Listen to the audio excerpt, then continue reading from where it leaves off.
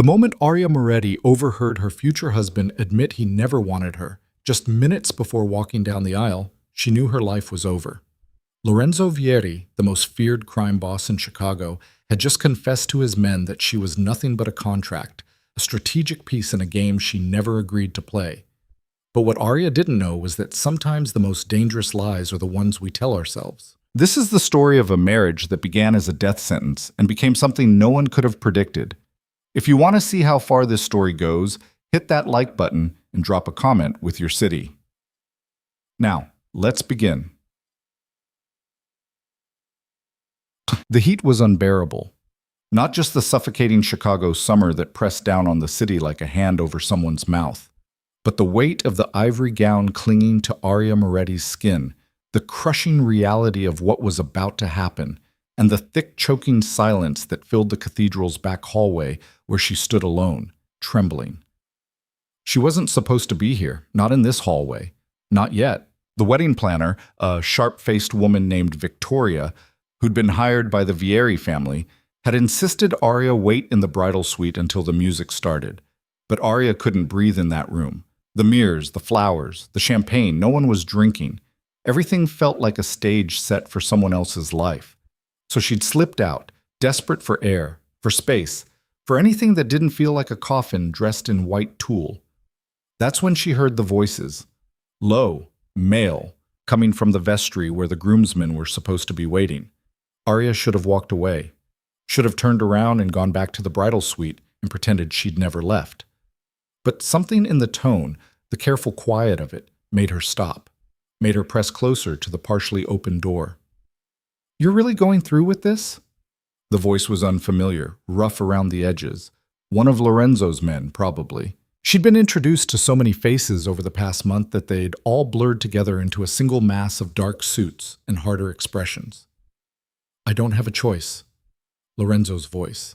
She recognized it immediately, not because she knew it well, but because she'd been hearing it in her nightmares for weeks. Deep, controlled, empty of anything resembling warmth. "There's always a choice, boss." A pause, long enough that Aria's heart started hammering against her ribs. "The Morettis needed this alliance," Lorenzo said finally, "and we needed their territory. It's business." "And the girl?" Another pause, longer this time. "What about her?" "Come on, Lorenzo, she's 22. She's a name on a contract." Lorenzo's words were sharp enough to draw blood. "I didn't want this any more than she did." But her father made it clear. Either I marry his daughter and we settle the territory dispute peacefully, or we go to war and watch half our men die in the streets. So here we are. Aria's hand found the wall. She needed something solid, something real.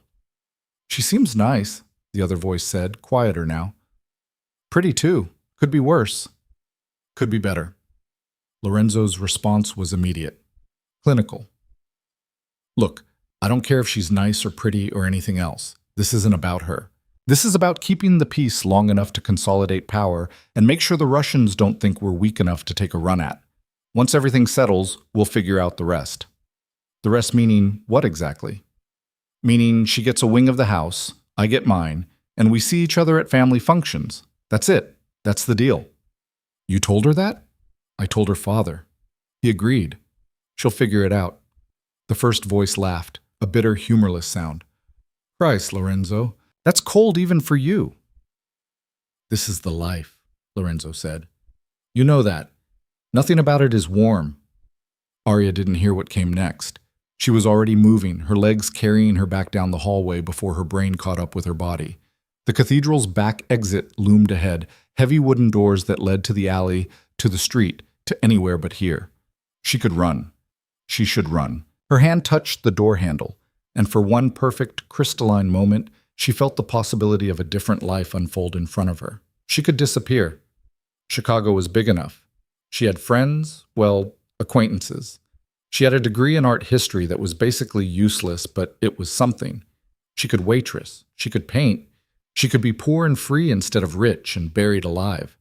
But then she thought of her father, Antonio Moretti, the man who'd raised her alone after her mother died, the man who'd built his name and his territory through blood and sacrifice. The man who'd sat her down 3 months ago and explained, with tears in his eyes, that he'd made a deal to save their family from a war that would have destroyed them all.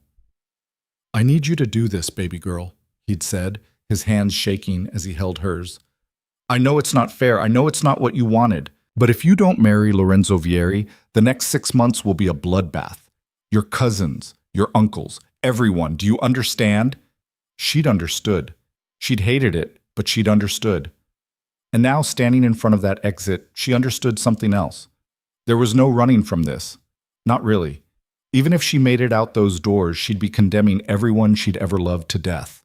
Her father, her family, all the people who depended on the Moretti name for protection. She was never going to walk through those doors. She was always going to walk down that aisle. The music started. Pachelbel's canon in D, traditional and suffocating, and Victoria appeared from nowhere, her face flushed with panic. "There you are! Oh my God, Arya, you can't just disappear like that. Come on, we need to get you in position. Your father's waiting." Arya let herself be pulled back toward the cathedral's main entrance. Let Victoria fuss with her veil and her train and her bouquet of white roses that smelled like funerals. Let the world narrow down to this single, inevitable moment. Her father was waiting at the end of the hallway, looking older than she'd ever seen him. His tuxedo was perfect, custom-tailored, expensive, but it hung on him like he'd lost weight. Like the stress of all this had been eating him alive from the inside out. "Arya," his voice cracked on her name. "You look beautiful." She couldn't speak. If she opened her mouth, everything would come pouring out. "I know this is hard," he said, taking her arm, "but you're doing the right thing. You're saving us all." The doors opened. The cathedral stretched out before them.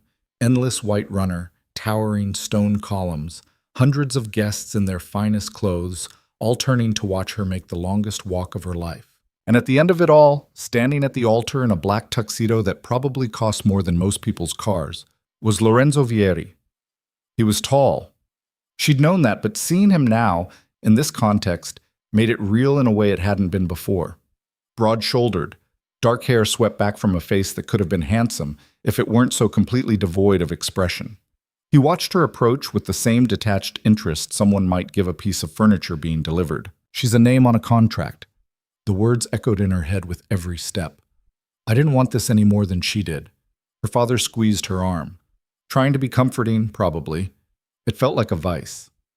They reached the altar. The priest, a thin, nervous man who looked like he'd rather be anywhere else, began speaking in Latin.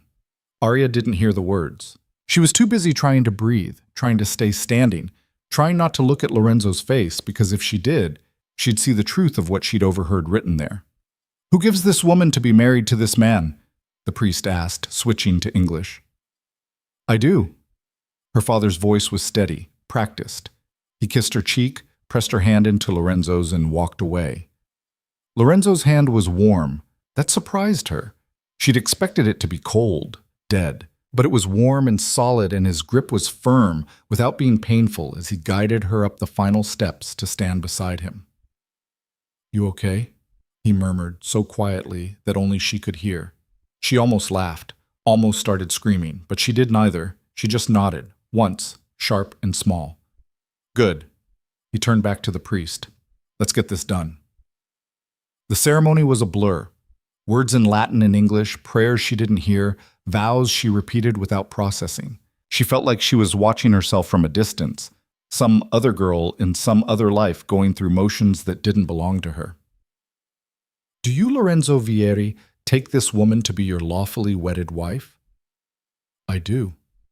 His voice was flat, efficient, like he was signing a business contract. She's a name on a contract. "Do you, Arya Moretti, take this man to be your lawfully wedded husband?"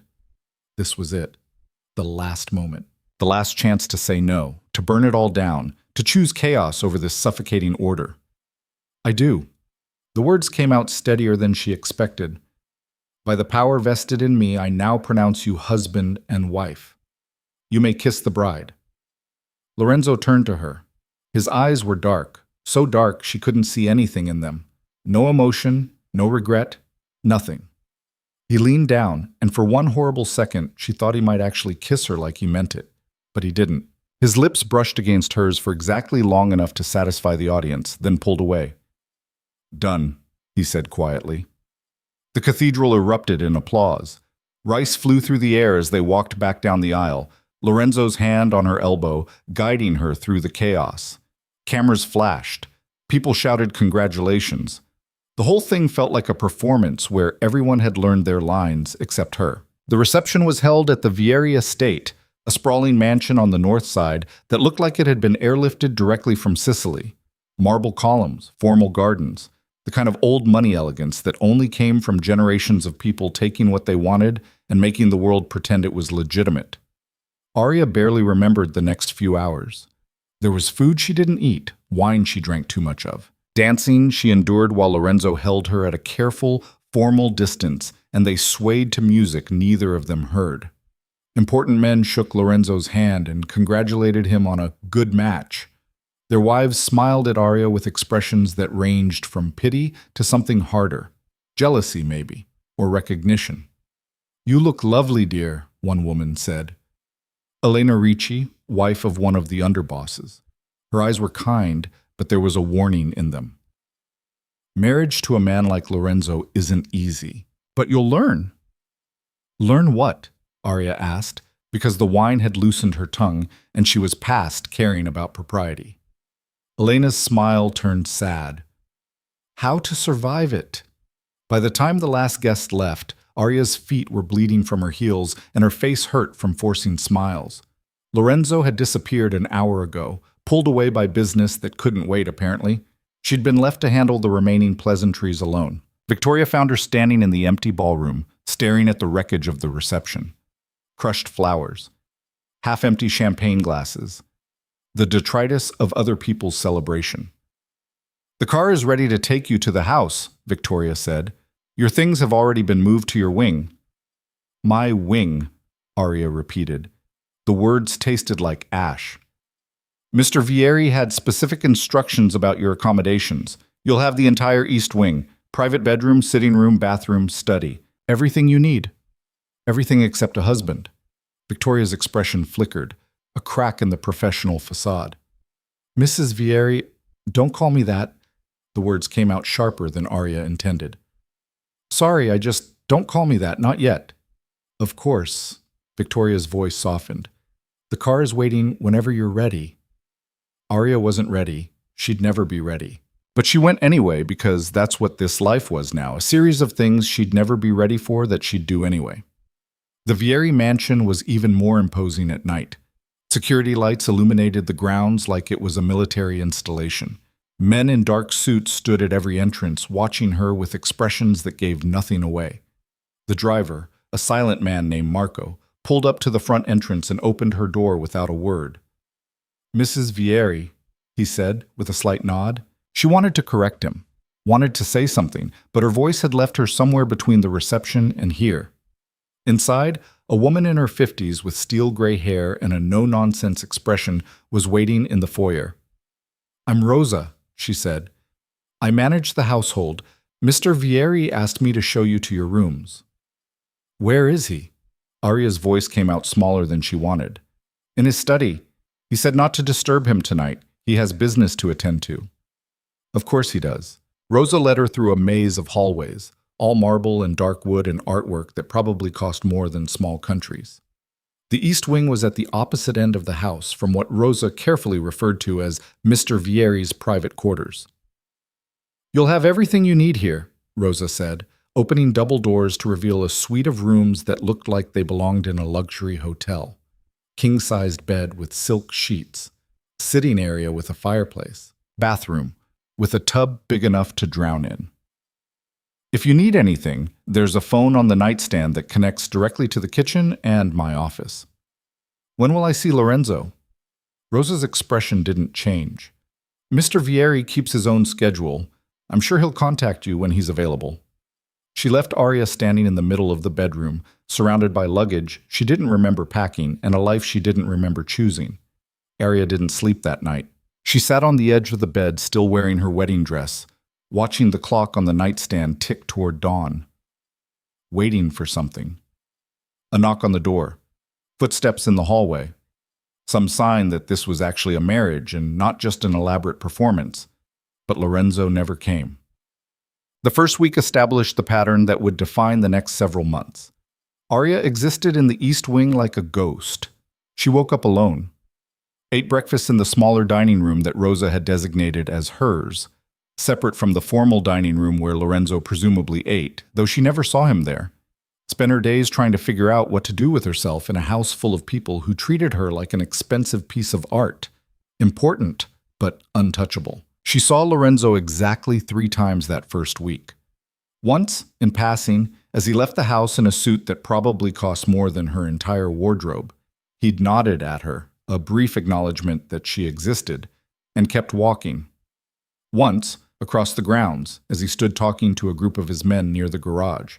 She'd been on the terrace, trying to enjoy the morning air, and he'd glanced up at her.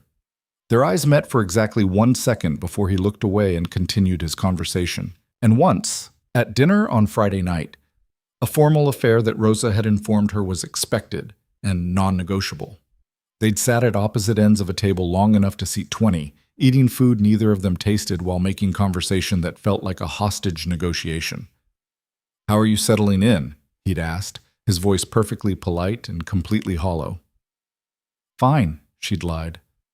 "Good. If you need anything, tell Rosa." "I will." That was it. That was their marriage.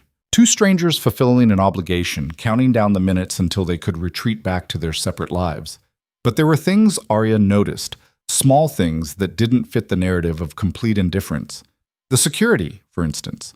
Within 48 hours of moving into the mansion, Arya realized she was never alone. Not really. There were always men nearby, watching the house, the grounds, the gates, more than seemed necessary for a regular household. When she asked Rosa about it, the older woman had simply said, "Mr. Vieri takes security very seriously." Then there was the car service. Arya had assumed she'd have some freedom to come and go. Maybe not complete freedom, but something. Instead, Marco appeared every morning like clockwork and asked if she needed to go anywhere. And when she said yes, when she tried to leave to go to the art museum downtown or the coffee shop she used to love, he'd politely inform her that he needed to clear it with Mr. Vieri first. She was a prisoner, a comfortable one, but a prisoner nonetheless. The breaking point came at the end of the second week when Arya woke up at 2 a.m. to the sound of raised voices coming from somewhere in the house. She'd gotten out of bed, pulled on a robe, and followed the noise to Lorenzo's study in the West Wing. The door was closed, but she could hear him clearly. He was on the phone, his voice sharp with anger. "I don't care what you have to do. I want eyes on her 24/7. If she so much as gets a paper cut, I want to know about it." Silence. Then, "Because she's my wife, Marco. And that makes her a target for every family that wants to take a shot at me. You understand? I don't care if she's bored. I don't care if she feels trapped. I care that she's alive." More silence. "No, absolutely not. She doesn't leave the grounds without me or at least 4 men. I don't care if she wants to go to fucking Starbucks. The answer is no." Arya stood frozen in the hallway, her heart pounding so hard she was sure Lorenzo would hear it through the door. "Because I said so." His voice cracked with something that sounded almost like fear. "Just do what I'm paying you to do. Keep her safe." The call ended. Arya heard footsteps heading toward the door, and she ran. Back down the hallway, back to her wing, back to her bed, where she lay awake until dawn trying to make sense of what she'd heard. I don't care if she feels trapped. I care that she's alive. The next morning, she decided to test it. "I'd like to go out today," she told Marco when he appeared for his daily check-in. "The Art Institute. I used to go all the time before—" She stopped, before her life ended. "I'd like to go." Marco's expression didn't change. "I'll need to arrange security." "I don't need security. I just want to look at paintings." "Mrs. Vieri, I can't let you leave without proper protection." "You can't let me?" The words came out harder than she intended. "I'm not asking permission. I'm telling you I'm going." "I understand, but Mr. Vieri's instructions were very clear." "I don't care about Lorenzo's instructions," her voice echoed in the foyer. "I'm going out. Either drive me or don't, but I'm leaving this house today." She'd made it as far as the front gates, on foot like some kind of bizarre escape attempt, before Lorenzo's car pulled up beside her. He rolled down the window, his expression unreadable. "Get in." "No." "Arya, get in the car." "Why? So you can drag me back to my cage?" His jaw tightened. "It's not a cage." "Really? Then what do you call a place I'm not allowed to leave?" "I call it safe." He got out of the car, and suddenly he was standing in front of her, close enough that she could see the exhaustion in his eyes. "You don't understand what you're dealing with." "Then explain it to me." "There are people, families, who would love nothing more than to hurt you to get to me. That's not paranoia. That's fact. Every day you're my wife, you're a target." "So what? I'm supposed to just hide in that house forever?" "Until we're sure you're not in immediate danger. Yes, that was the deal." "No, Lorenzo, the deal was that I'd marry you to prevent a war. Nobody said anything about becoming a prisoner." Something shifted in his expression. Not quite anger, not quite concern. Something in between. "You think I want this? You think I enjoy knowing that just being associated with me puts you at risk?" "I don't know what you want," Arya said, and the words came out raw.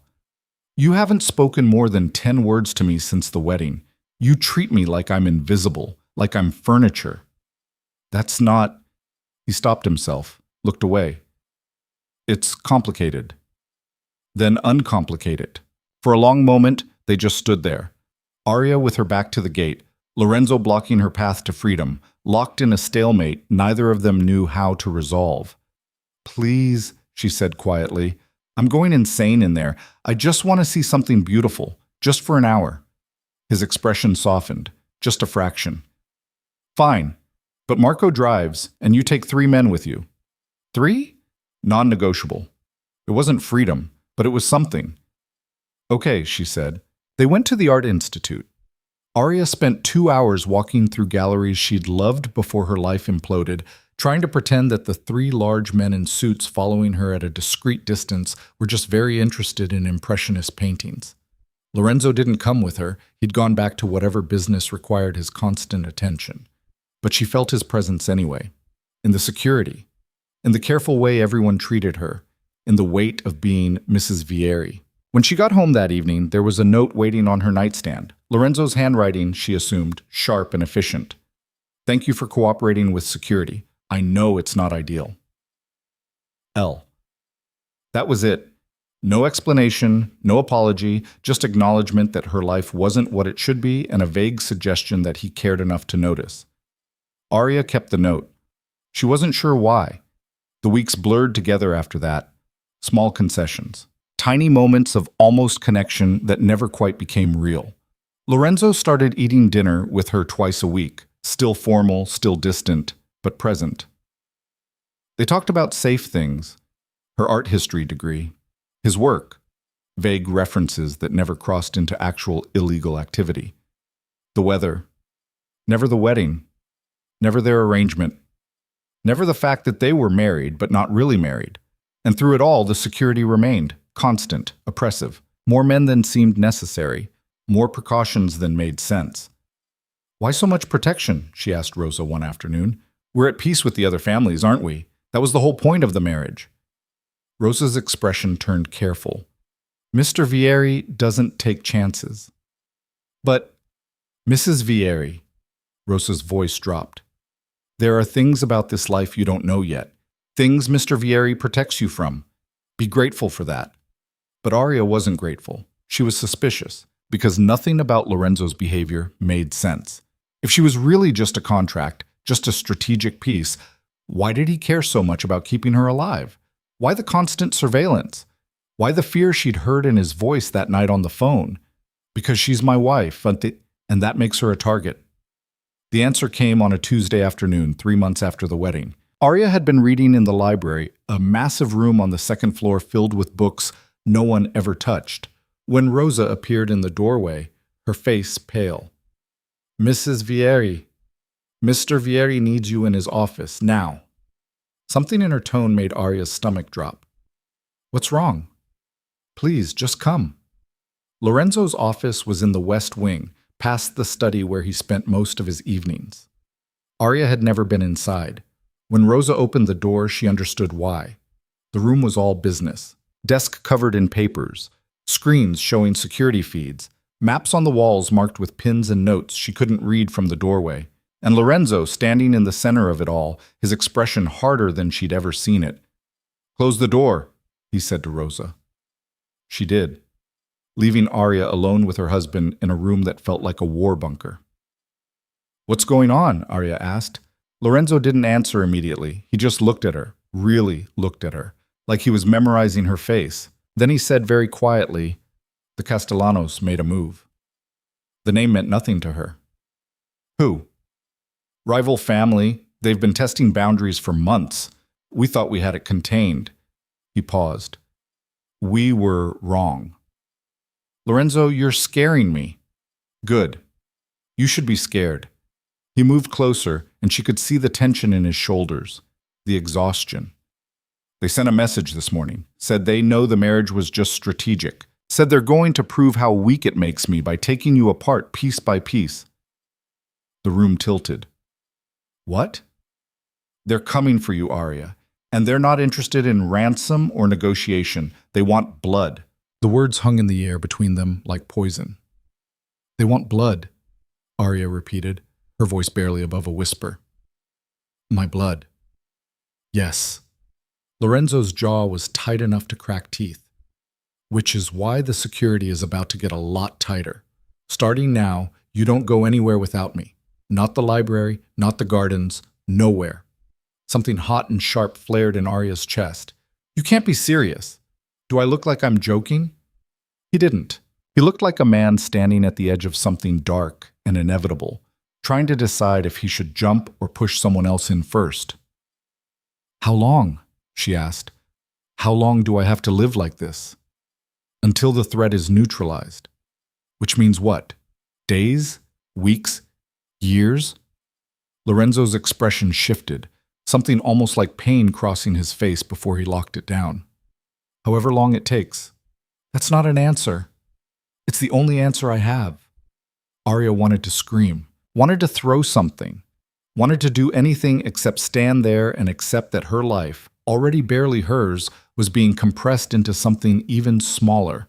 But she didn't do any of those things. Instead, she said very quietly, "Why do you even care?"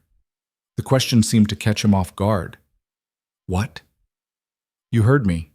Why do you care if they kill me? I'm just a contract, remember? A strategic alliance. You said so yourself." His eyes went dark, dangerous. "When did I—" "Before the wedding." The words came out harder than she intended. "I heard you talking to your men. You said I was nothing but a name on a contract, that you didn't want this any more than I did, that once everything settled, we'd figure out the rest, which apparently meant living in separate wings and pretending each other doesn't exist." For a long moment, Lorenzo just stared at her. Then he said, very carefully, "You weren't supposed to hear that." "Well, I did. So answer the question. If I mean nothing to you, why go through all this trouble to keep me alive?" "Because you're my wife. In name only. In the only way that matters to people like the Castellanos." He moved closer, and she could see the exhaustion etched into every line of his face. "You think this is about feelings? It's not. It's about power. About what it means if they can take something from me without consequences. You die. I look weak. I look weak. Every other family in Chicago starts circling. That's how this works." The words should have hurt, should have felt like a slap. But Arya had stopped expecting anything else from him weeks ago. "Fine," she said, "then keep me alive. Do whatever you have to do, but don't pretend this is about protecting me. This is about protecting yourself." She turned to leave, but Lorenzo's voice stopped her. "Arya." She didn't turn around. "What?" A pause, long enough that she almost looked back to see if he was still there. "I'm sorry," he said quietly, "for what you overheard, for all of this. You didn't deserve to be dragged into this life." "You're right," she said. "I didn't." She walked out before he could say anything else. The next 48 hours turned the mansion into a fortress. More men arrived, serious, silent men with dead eyes and guns they didn't bother to hide. New cameras appeared in every hallway, new locks on every door.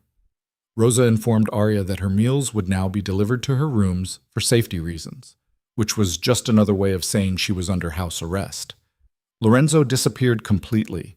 She heard him occasionally, his voice carrying through the walls late at night, sharp with orders she couldn't quite make out.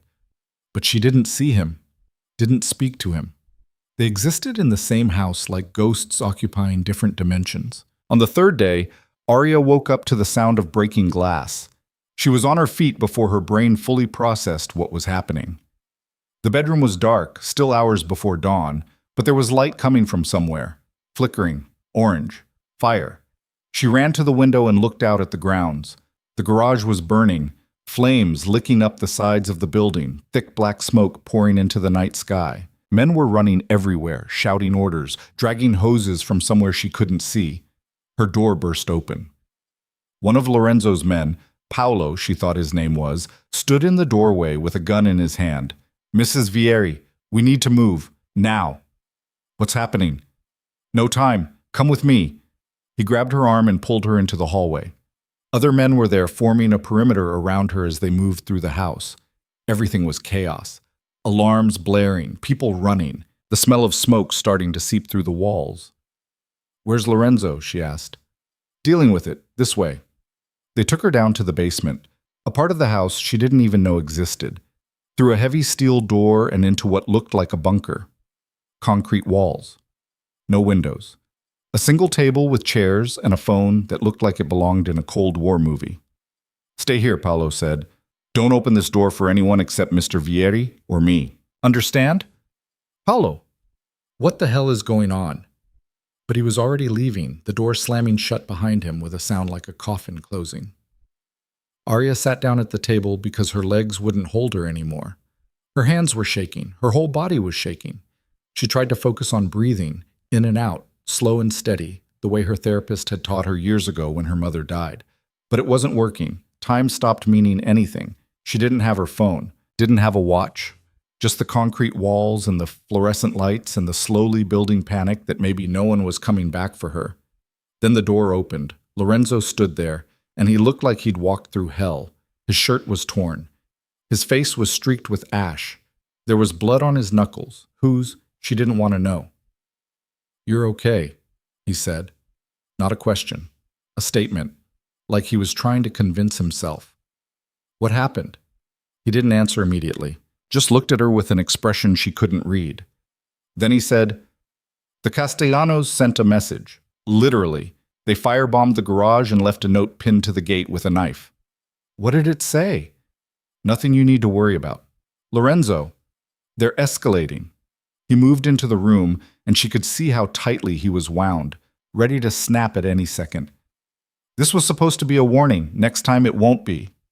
"Next time," Arya repeated. "You mean there's going to be a next time?" "There's always a next time, until someone ends up dead." The casual way he said it, like death was just another item on a to-do list, made something inside her crack. "I can't do this," she said. "Can't do what?" "This. Any of this. Living in a basement while people try to kill me. Being married to someone who treats me like a problem to be managed. I can't." Her voice broke. "I didn't sign up for this." "Actually, you did." His voice was harder now. "You signed up for exactly this when you walked down that aisle. You knew what I was, what this life was. I knew you were in the Mafia. I didn't know you had so many enemies that just existing near you was a death sentence. Welcome to my world." "It's not my world." The words came out louder than she intended. "I don't want it to be my world. I want to go home. I want my old life back. I want—" "You can't have it back." He said it flatly. Finally. The truth she'd been avoiding for 3 months. That life is gone. This is what you have now. Then what's the point? She was crying now, and she hated it. Hated the weakness. Hated that he was seeing her break. What's the point of any of this if all we're doing is waiting to die? Lorenzo crossed the room in 3 strides. Before she could process what was happening, his hands were on her shoulders, not rough, but firm enough to make her look at him. "You're not going to die," he said, and there was something fierce in his voice, something that sounded almost like desperation. "I won't let that happen. Do you understand me? Whatever it takes, However long it takes, I will keep you safe. Why? The question came out broken. Why do you care? His grip tightened, just slightly. Because whatever he was going to say got cut off by Paolo bursting through the door. Boss, we've got a problem. Lorenzo's hands dropped from her shoulders like he'd been burned. What kind of problem? The kind that's trying to come over the north wall. Everything changed in that instant. Lorenzo's entire demeanor shifted from something almost human to something cold and lethal. How many? At least 6, maybe more. They're armed. Seal the house. Get everyone to defensive positions. He looked back at Arya. You stay here. You don't move until I come back for you. Lorenzo. But he was already gone, Paolo at his heels, leaving her alone in the bunker with nothing but the sound of her own breathing and the distant echo of shouting from somewhere above. She didn't know how long she waited. Could have been minutes. Could have been hours. Time did that strange stretching thing it does when you're terrified and there's nothing to do but sit with it. Then the gunshots started. Not close, but not far enough away. Muffled by the walls in the distance, but unmistakable. Pop, pop, pop. Like firecrackers, except firecrackers didn't make her stomach turn inside out. Arya pressed her hands over her ears, but it didn't help. She could still hear them, still count them, still imagine what each one meant. And then silence. Worse than the gunshots somehow. Because silence could mean anything. The door opened. Lorenzo stood there again, but this time he looked different. Not hurt, at least not visibly. But something had shifted. Something in his eyes. He looked older, harder. Like whatever had just happened upstairs had burned away some part of him that wasn't coming back. It's done, he said. What's done? The threat. For now. He held out his hand. Come on, I'm getting you out of here. Out of here meaning what? Somewhere safe. Somewhere they can't find you. Arya didn't take his hand. I'm not running. This isn't up for debate. Yes, it is. She stood up, forced herself to meet his eyes. I'm not spending the rest of my life hiding in safe houses while you fight wars I don't understand. Either we deal with this or what? His voice was sharp, dangerous. You leave? You think you can just walk away from this marriage? From me? Maybe that's exactly what I should do. The words hung between them like a challenge. For a moment, she thought he might actually let her go. Might call her bluff and tell her to pack her things and get the hell out. Instead, he moved closer, close enough that she had to tilt her head back to keep eye contact. You want to know why I care? He asked, his voice low and rough. Why I'm going through all this trouble to keep you alive when you're supposedly just a contract? Yes. Because I lied. The words came out like they hurt. To my men, to myself, to you. I lied about all of it. Arya's heart was hammering so hard she could barely breathe. What are you talking about? I wanted this marriage. His hands clenched at his sides like he was physically restraining himself from reaching for her. Not the alliance. Not the peace deal. You.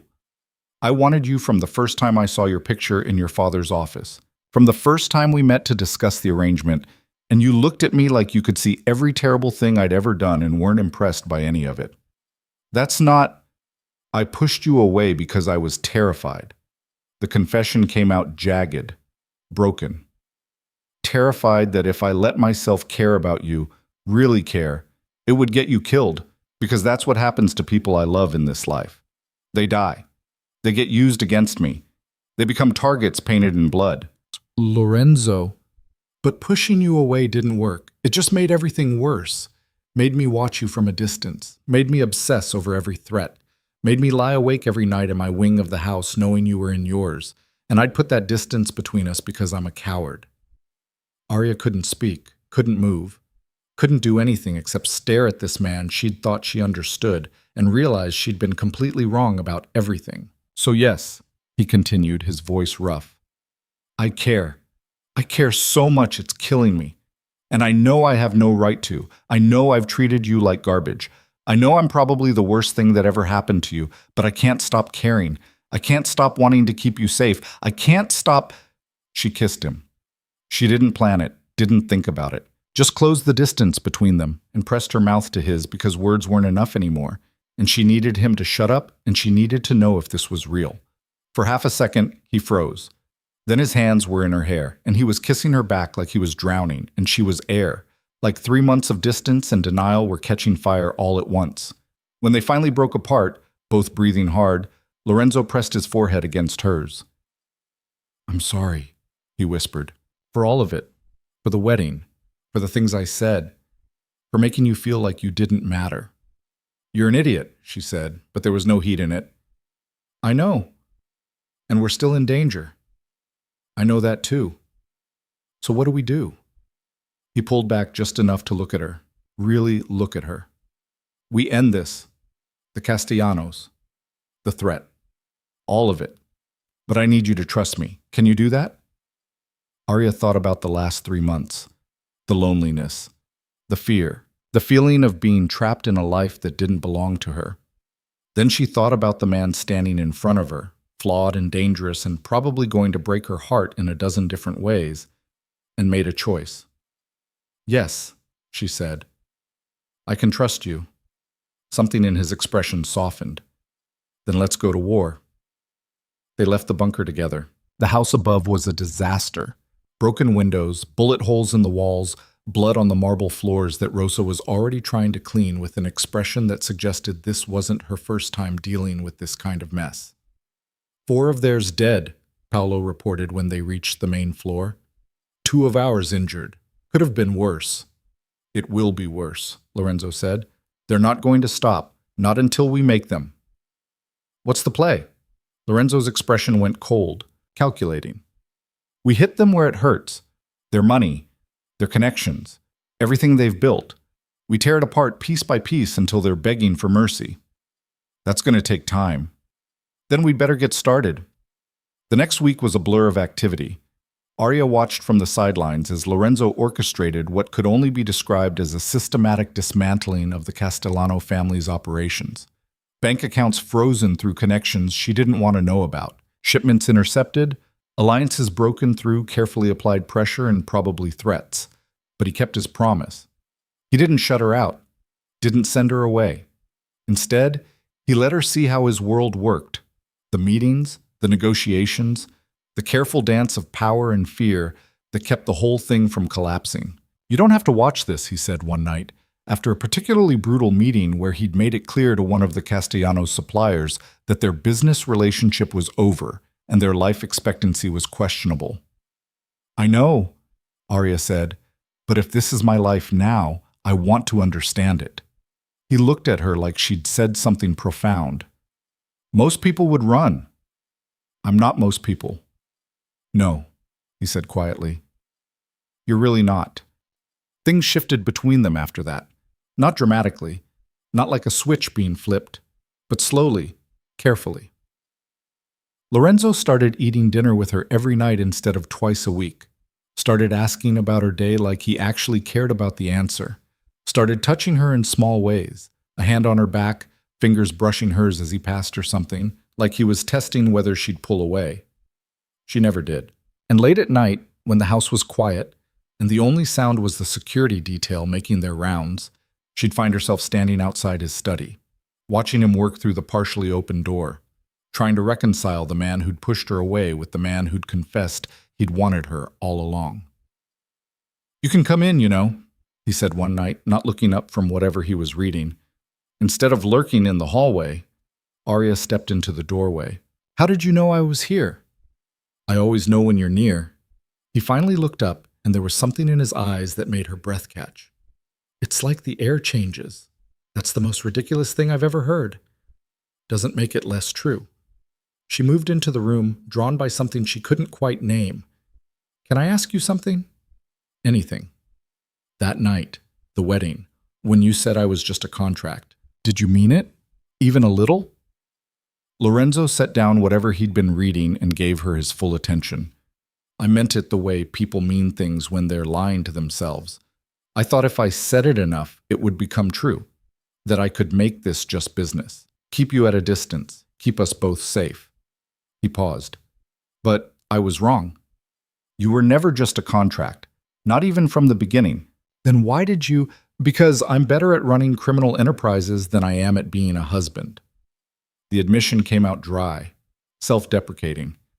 I know how to threaten people, how to make deals, how to survive in a world where showing weakness gets you killed. But I don't know how to be married to someone I actually care about. So I defaulted to what I know, which is keeping people at a distance and pretending I don't care. Arya moved closer, close enough to touch him if she wanted to. And now?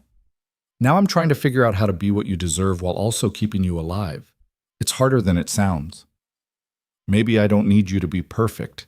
Maybe I just need you to be honest. I'm honestly terrified. The words came out quiet, raw.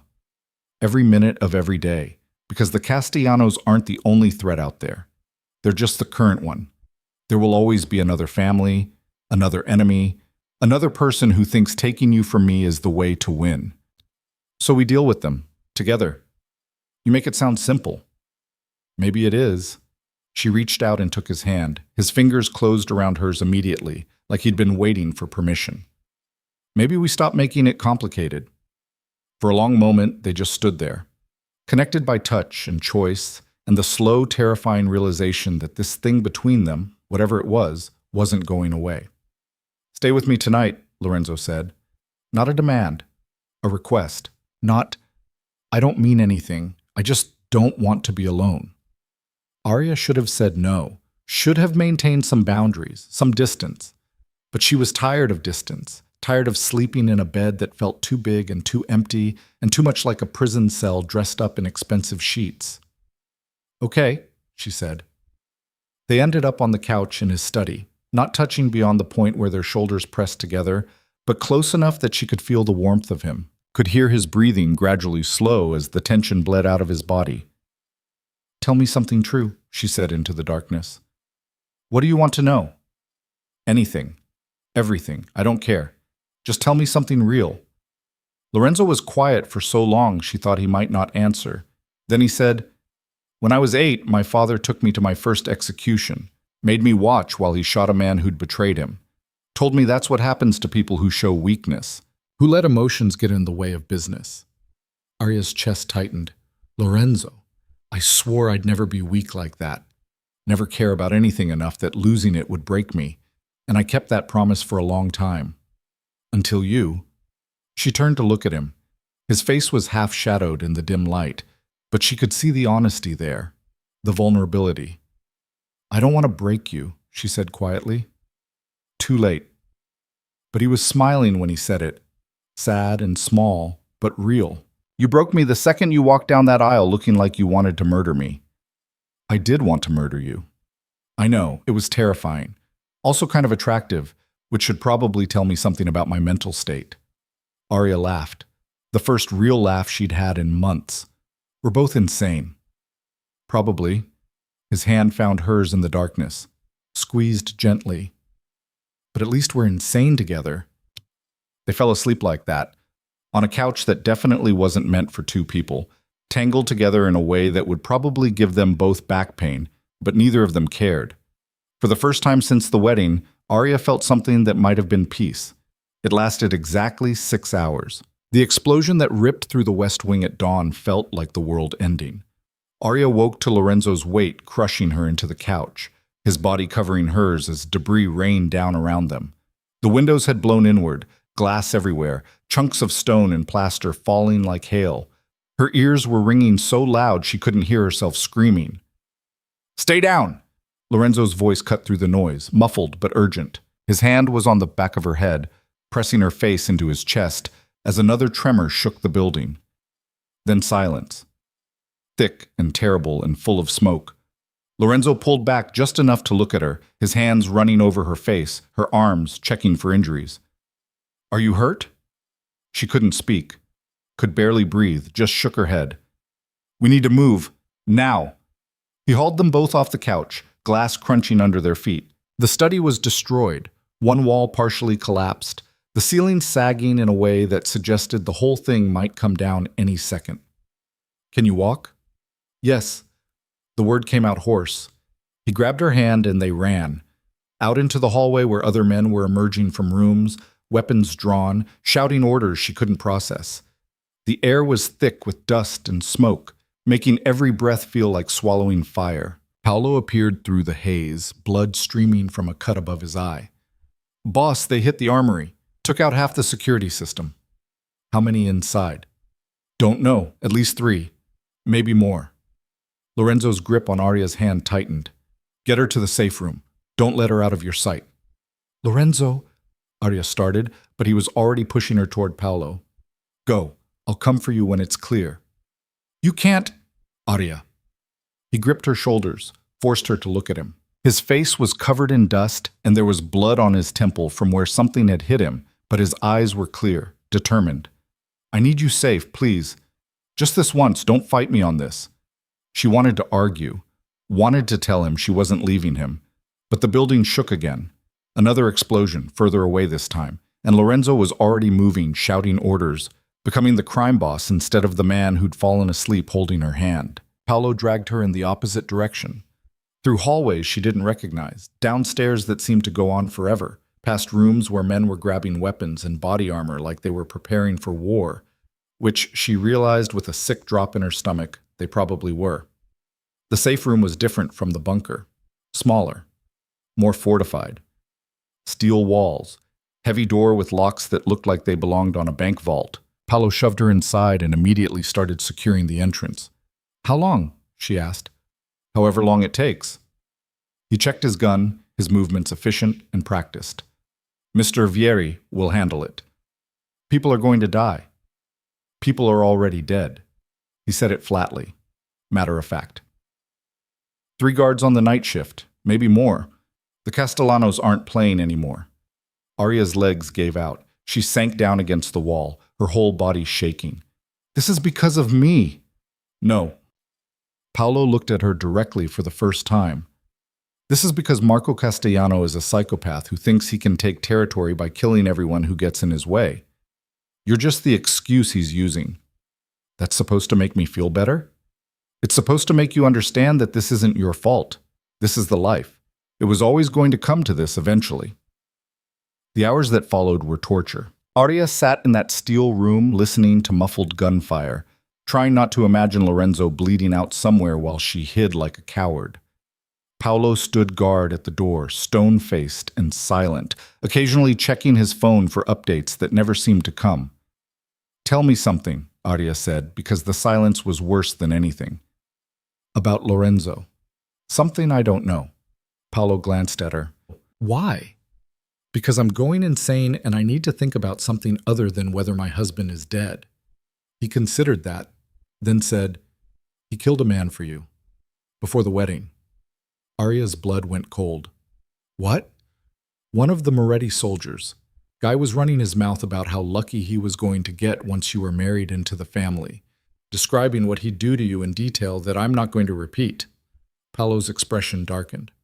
"Lorenzo heard about it. Went to the guy's house that night and put 2 bullets in his head. Never told anyone, never made it official business. Just handled it." "I don't understand. We weren't even... He barely knew me then." "That's what I'm trying to tell you. He knew you enough." Paolo checked his phone again, frowned. "Boss wanted you protected before you even became his wife. Wanted everyone to know you were off limits. That should tell you something about how he feels." Before Aria could respond, the door locks disengaged. She was on her feet immediately, her heart in her throat as the heavy steel swung open. Lorenzo stood there looking like he'd walked through hell twice. His shirt was torn and stained with blood. Some his, some probably not. There was a cut across his jaw and his knuckles were raw and bleeding, but he was alive. "It's done," he said. Aria didn't think, just threw herself at him, her arms wrapping around his neck so tight she was probably choking him. She didn't care. He was alive and solid and real under her hands. "Hey." His voice was soft against her hair. "I'm okay. I'm right here." "You're bleeding." "Not much. Most of it's not mine." She pulled back to look at him.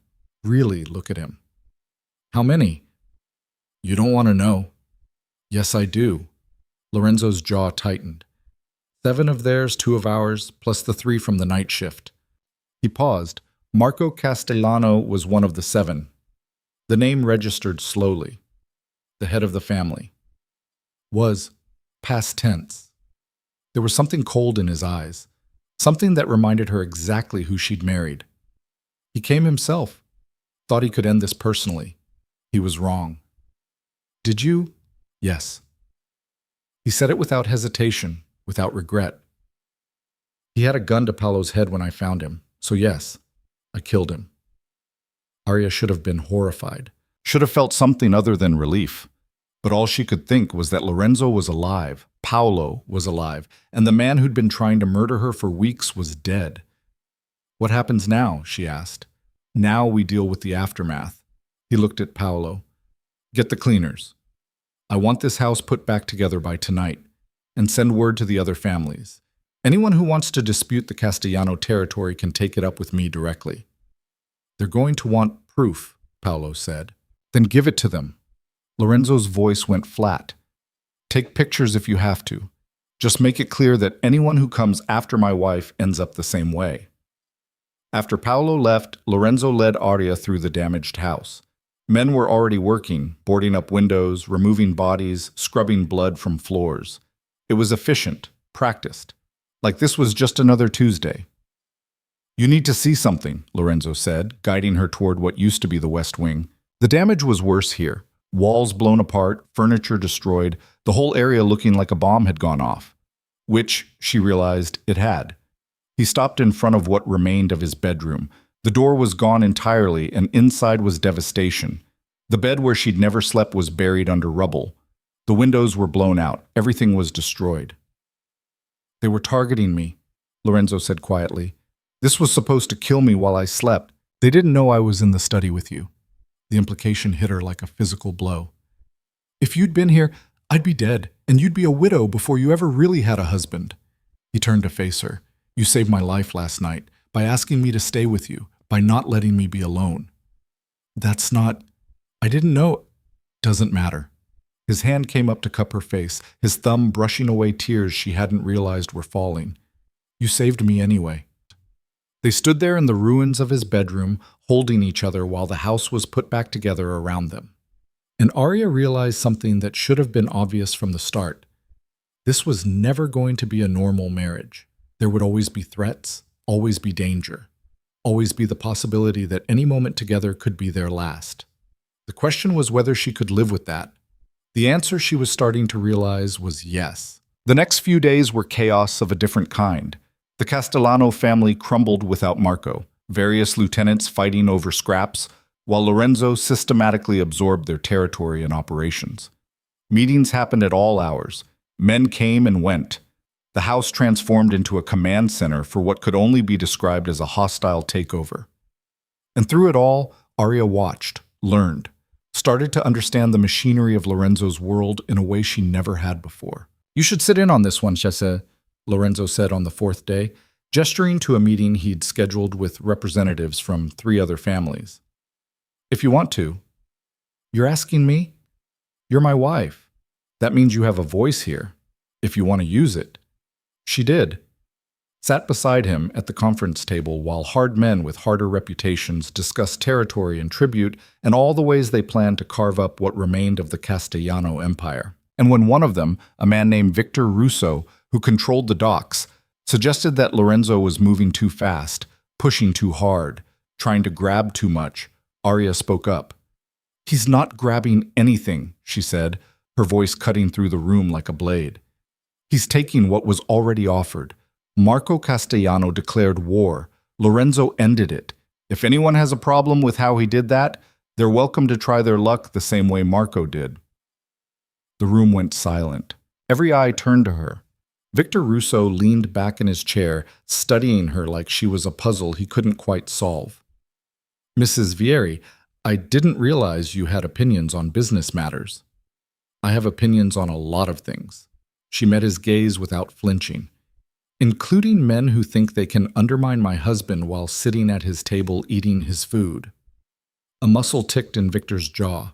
For a second, she thought she'd pushed too far. Then Lorenzo's hand found hers under the table, squeezing gently. My wife makes an excellent point, Lorenzo said, his voice deceptively calm. Anyone who wants to challenge how I handled the Castellanos can do so, but they should be prepared for the consequences.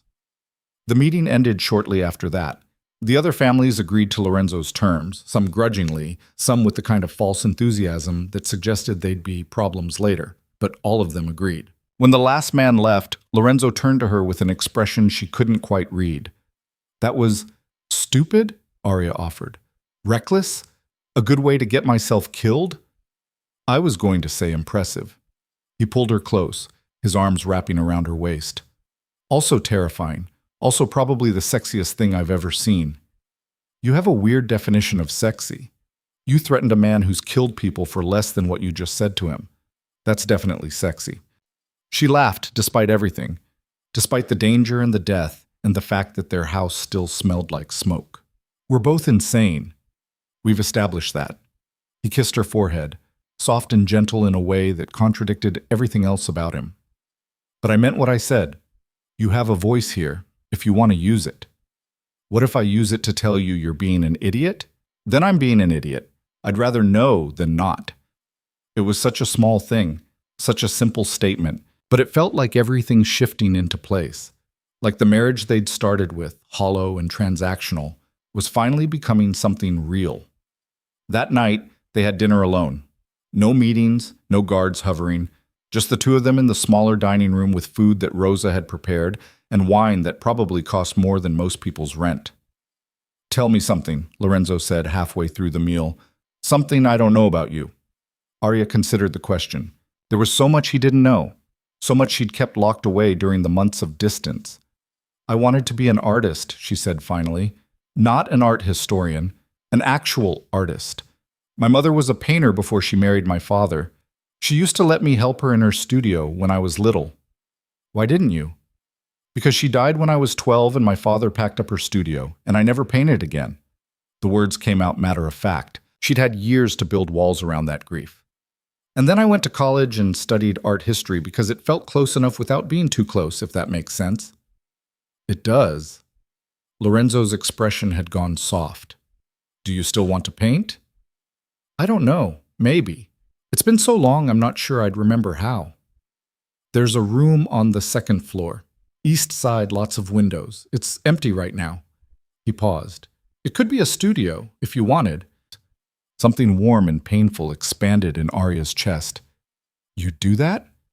I'd give you anything you wanted. He said it simply, like it was obvious. I know I'm not good at showing it. I know I've been terrible at this whole marriage thing, but I'm trying. And if having a studio would make you happy, then you'll have a studio. I don't know what to say. Say you'll stop looking at me like you're waiting for me to disappoint you. The honesty in his voice made her throat tight. I'm not. You are. And I get it. I've given you every reason to expect the worst from me. He reached across the table, taking her hand. But I'm asking you to give me a chance. A real chance. To be the husband you deserve instead of the one you got stuck with. Arya looked at their joined hands. His knuckles were still bruised from the fight.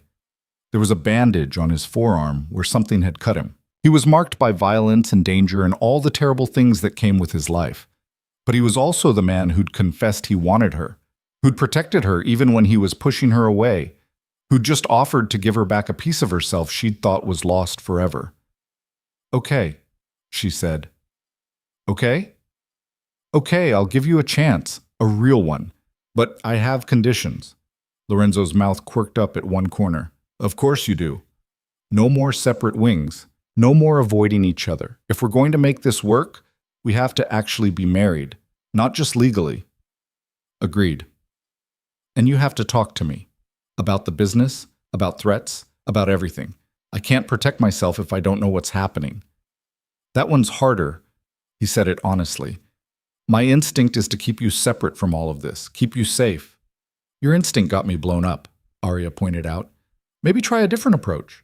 He laughed, a real laugh that transformed his face into something younger, less burdened. Fair point. Okay, no more secrets, or at least no more secrets that directly affect your safety. And one more thing. What's that? Stop blaming yourself for things you can't control. The danger, the threats, all of it. This is the life, right? You didn't create it. You're just trying to survive it. Lorenzo's expression shifted, something vulnerable breaking through. I brought you into it. My father brought me into it. You just happened to be on the other end of the arrangement. She squeezed his hand. I'm not saying I'm happy about it. I'm not saying it doesn't scare me, but I'm choosing to stay. So stop acting like you kidnapped me. You're choosing to stay, he repeated, like he was testing the words, making sure they were real. For now. Don't make me regret it. I'll try not to. They moved her things to his wing that night, or rather, to what was left of his wing. The bedroom was still being repaired, so Lorenzo had claimed one of the guest suites as temporary quarters. It was smaller than her rooms in the East Wing, more intimate. The bed was definitely not big enough for two people to ignore each other. We don't have to, Lorenzo started as they stood in the doorway, both suddenly awkward like teenagers. I mean, I can take the couch, or one of the other rooms. I don't want you to feel pressured. Lorenzo. Yeah? Shut up and get in the bed. He did. They both did. Lying there in the darkness with careful space between them until Lorenzo said, I have no idea what I'm doing. What do you mean? This. Being married. Being close to someone. I told you before, I'm better at running criminal enterprises than relationships. I don't know how to... He gestured vaguely at the space between them. Do this without screwing it up. Arya rolled over to face him. His expression was barely visible in the dim light filtering through the curtains, but she could see the uncertainty there. The fear. How about we both just try to not screw it up, she suggested. Together, no expectations, no pressure, just see what happens. That's it? That's your plan? Do you have a better one? No. He reached out slowly, giving her time to pull away. When she didn't, his hand settled on her waist, warm and solid and real. But I like yours. They fell asleep like that, close enough to touch but not quite tangled together. A beginning that felt fragile and hopeful and terrifying all at once. Arya woke up to sunlight and the sound of Lorenzo's voice in the next room. She could hear him on the phone, his tone sharp and businesslike, discussing something about shipments and schedules and payments. The vocabulary of his work that she was slowly learning to decode. She got up and found him in the sitting area, wearing dress pants and nothing else. His hair still damp from a shower she'd somehow slept through. He looked up when she appeared, his expression softening immediately. I have to go out, he said, covering the phone's mouthpiece. Meeting with the Russos about dock access. Should be back by lunch. Be careful. Something in his face shifted, like those two words meant more than they should. Always. He left 20 minutes later with Paolo and 3 other men. Arya watched from the window as their cars disappeared down the driveway, trying to ignore the twist of anxiety in her stomach. Every time he left now, she wondered if he'd come back. Mrs. Vieri? Rosa appeared in the doorway. The contractors are here about your studio. Would you like to discuss the plans? The studio. The thing Lorenzo had offered her last night like it was nothing. Like giving her back a piece of her past was just a casual gesture instead of something that made her want to cry. Yes, Arya said. Let's discuss the plans. The room Lorenzo had mentioned was perfect. High ceilings, floor-to-ceiling windows on the east side that would catch the morning light. Enough space for an easel and storage and all the things she'd need if she was actually going to do this.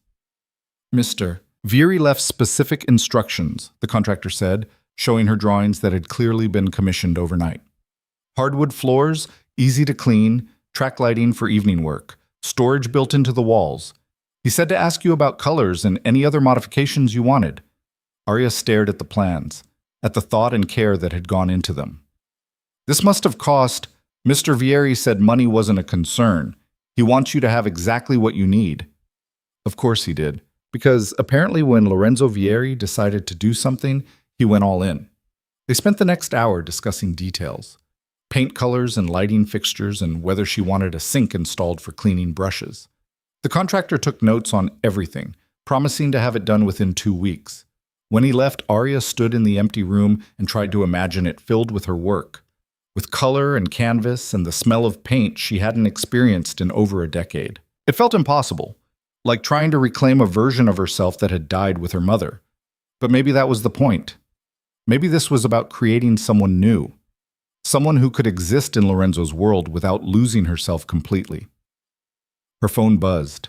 A text from an unknown number. You looked beautiful at that meeting. Shame about what happened to the Castellanos. Even more of a shame that you think you're safe now. Aria's blood went cold. She was still staring at the message when footsteps sounded in the hallway. Not Rosa's quiet efficiency, not the contractor's heavy work boots. Something else. She turned just as a man appeared in the doorway. Tall, dark hair, expensive suit. Gun in his hand pointed directly at her. Mrs. Vieri, he said, his accent marking him as Russian. We need to talk. Aria's first thought was that she should scream. Her second was that screaming would get her killed. So instead, she stood perfectly still and tried to remember everything Lorenzo had told her about staying calm under pressure. Who are you?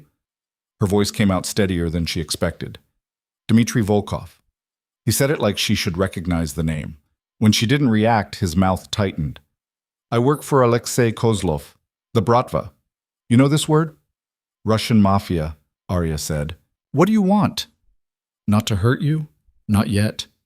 He gestured with the gun toward the door. We go now, quietly. You make noise, people die. You understand? She understood. Understood that somehow, despite all of Lorenzo's security, someone had gotten inside the house. Understood that she was about to be taken, and there was nothing she could do about it except comply and hope she lived long enough for Lorenzo to find her. Where's Rosa? She asked. The housekeeper? Locked in pantry. Unharmed. Like I said, I don't want to hurt anyone, but I will if you force me. His eyes were cold, professional. This wasn't personal for him. Just a job. Now we go. They went through the service corridors, paths Aria barely knew existed. Dmitry moved with the confidence of someone who'd studied the house's layout, who knew exactly which hallways were monitored and which weren't. He'd planned this, probably for weeks. A black sedan was waiting at the service entrance. 2 more men inside, both armed. Dmitry shoved her into the back seat and climbed in after her, the gun never leaving his hand. Drive, he said in Russian to the man behind the wheel. The car pulled away from the mansion smoothly. No screeching tires, no dramatic escape, just a calm, efficient kidnapping that no one would notice until it was too late. Your husband made mistake, Dmitry said as they merged into traffic. He thought killing Castellanos would end his problems. Instead, he created opportunity. Now there is territory up for grabs. Power vacuum. Very dangerous time. What does that have to do with me? Everything. He pulled out his phone, typed something. Kozlov wants what Lorenzo has. Territory, connections, respect. But Lorenzo is too strong to challenge directly. So we take what he values most. Make him choose between empire and wife. He'll kill you, Aria said. Not a threat, just a fact. Dmitry smiled, but it didn't reach his eyes. Maybe. Or maybe he realizes that wife is not worth war with Bratva. We find out soon. They drove for what felt like hours, but was probably only 40 minutes. Out of the city proper and into the industrial wasteland near the docks. Abandoned warehouses and rusted shipping containers. The kind of place where people disappeared and no one asked questions. The sedan pulled into a warehouse that looked like it had been empty for decades. Inside was anything but. Guards with automatic weapons. Makeshift furniture. The infrastructure of an operation that had been here long enough to get comfortable. And in the center of it all, sitting in what looked like a throne made from a car seat and scrap metal, was a man Aria assumed was Alexei Kozlov. He was older than she expected. 50s, maybe. Gray hair swept back from a face that had clearly seen its share of violence. Expensive suit that looked wrong in the grimy surroundings. He stood when they brought her in, studying her with the kind of interest a collector might give a new acquisition. Mrs. Vieri, he said, his accent thicker than Dmitry's. Pleasure to meet you. I have heard much about the woman who tamed Lorenzo Vieri. I didn't tame anyone, Aria said, because fear was making her reckless, and she was past caring about self-preservation. Kozlov laughed. No? Then why does he move heaven and earth to protect you? Why does he check your location every hour? Why does he kill men for speaking your name wrong? He moved closer, and Aria fought the urge to step back. A man like Lorenzo does not care about anything unless it can hurt him. You can hurt him. That makes you valuable. What do you want? Simple. I want Lorenzo to know that he is not untouchable, that his empire can be broken, that his weakness has name and face. He gestured to one of his men, who brought over a phone. You will call your husband now. You will tell him you are safe, unharmed, and that if he wants you to stay that way, he will meet me tonight to discuss terms. And if I refuse? Then Dmitri puts bullet in your knee and you make call anyway, but with much more screaming. He said it casually, dispassionately, like discussing weather. Your choice. Arya took the phone. Her hands were shaking so badly she almost dropped it. Kozlov had already dialed. Lorenzo's number, she realized as it started ringing. 3 rings. 4. Then his voice, sharp and immediate. Who is this? It's me, Arya said. The silence on the other end was worse than anything. Then very quietly. Are you hurt? No, not yet. She looked at Kozlov, who nodded encouragingly. They want you to meet them, tonight, to discuss terms. Who has you? Alexei Kozlov, I know who he is. Lorenzo's voice had gone cold, lethal. Put him on. Kozlov took the phone, his smile widening. Lorenzo. Good to speak with you finally. She couldn't hear Lorenzo's response, but whatever he said made Kozlov's smile fade slightly. Yes, I have her. No, she is not harmed, and she will stay that way if you are a reasonable man. He paused. Tonight, Pier 47, midnight. Come alone, or she dies. Come with army, she dies. You understand? More silence. Then Kozlov hung up and tossed the phone to Dmitri. He will come, Kozlov said confidently. Man like that always comes for what he loves. They kept her in a small room at the back of the warehouse. No windows. One door with a guard outside. Nothing inside except a chair and the growing certainty that she'd made a terrible mistake by not fighting harder. Hours passed. No food, no water. Just Arya and her thoughts, and the distant sound of men preparing for whatever was going to happen at midnight. She tried to think strategically, tried to remember everything she'd learned watching Lorenzo work, the way he calculated risks, the way he always had backup plans, the way he never went into a situation without knowing exactly how it would end. But all she could think about was the expression on his face that morning when she'd told him to be careful, the way he'd looked at her like those words meant everything. The door opened. The door. Dmitri stood there with a bottle of water and something that might have been sympathy on his face. Drink, he said, handing her the bottle. You look like hell. I've been kidnapped. I'm allowed to look like hell. Fair. He leaned against the doorframe, gun still holstered but visible. For what it's worth, I don't think Kozlov will kill you. Bad for business. Lorenzo is more useful as ally than enemy. Then why do this at all? Because Kozlov is greedy. He sees opportunity in Castellano territory and thinks Lorenzo will share if properly motivated. Dmitri shrugged. He is probably wrong, but I get paid either way. You don't care that people are going to die tonight. People die every night in this business. Why should tonight be different? Arya wanted to argue, wanted to explain that these weren't just statistics, they were lives. But Dmitri had already left, the door locking behind him. She sat back down and tried to breathe, tried not to think about what midnight would bring. Time crawled. Eventually, Dmitri came back with 2 other men. We move now, he said. They took her to Pier 47 in a different car, a van this time, windowless and claustrophobic. When they pulled her out, she could see the lake stretching dark and endless beyond the pier, could smell the water and rust and something else. Gasoline, maybe. Or blood. This place had history. Kozlov was already there with at least a dozen men, all armed, all positioned strategically around the pier like they were expecting a war, which Arya realized with sick certainty they probably were. Where do you want her? Dmitri asked. There. Kozlov pointed to a spot near the edge of the pier. Visible. Vulnerable. Perfect bait. And Dmitri? If Lorenzo does something stupid, you shoot her first. Make him watch. Understood. They positioned her exactly where Kozlov wanted, close enough to the edge that she could see the dark water below. far enough from any cover that running would be suicide. Dmitri stood behind her, his gun pressed against her spine, hard enough to bruise. "Nothing personal," he murmured. "Just business." "If you say that one more time, I'm going to kick you in the balls," Arya said, because fear was making her stupid and reckless and past caring about consequences. Dmitri actually laughed. "I like you. Shame about all this." Then headlights cut through the darkness. A single car approaching slowly. No army, no backup visible. Just Lorenzo doing exactly what Kozlov had demanded, which was either incredibly brave or incredibly stupid. The car stopped about 50 feet away. Lorenzo got out alone, his hands visible and empty. He was wearing the same clothes from this morning, but they looked different now, rumpled, like he'd been tearing the city apart looking for her.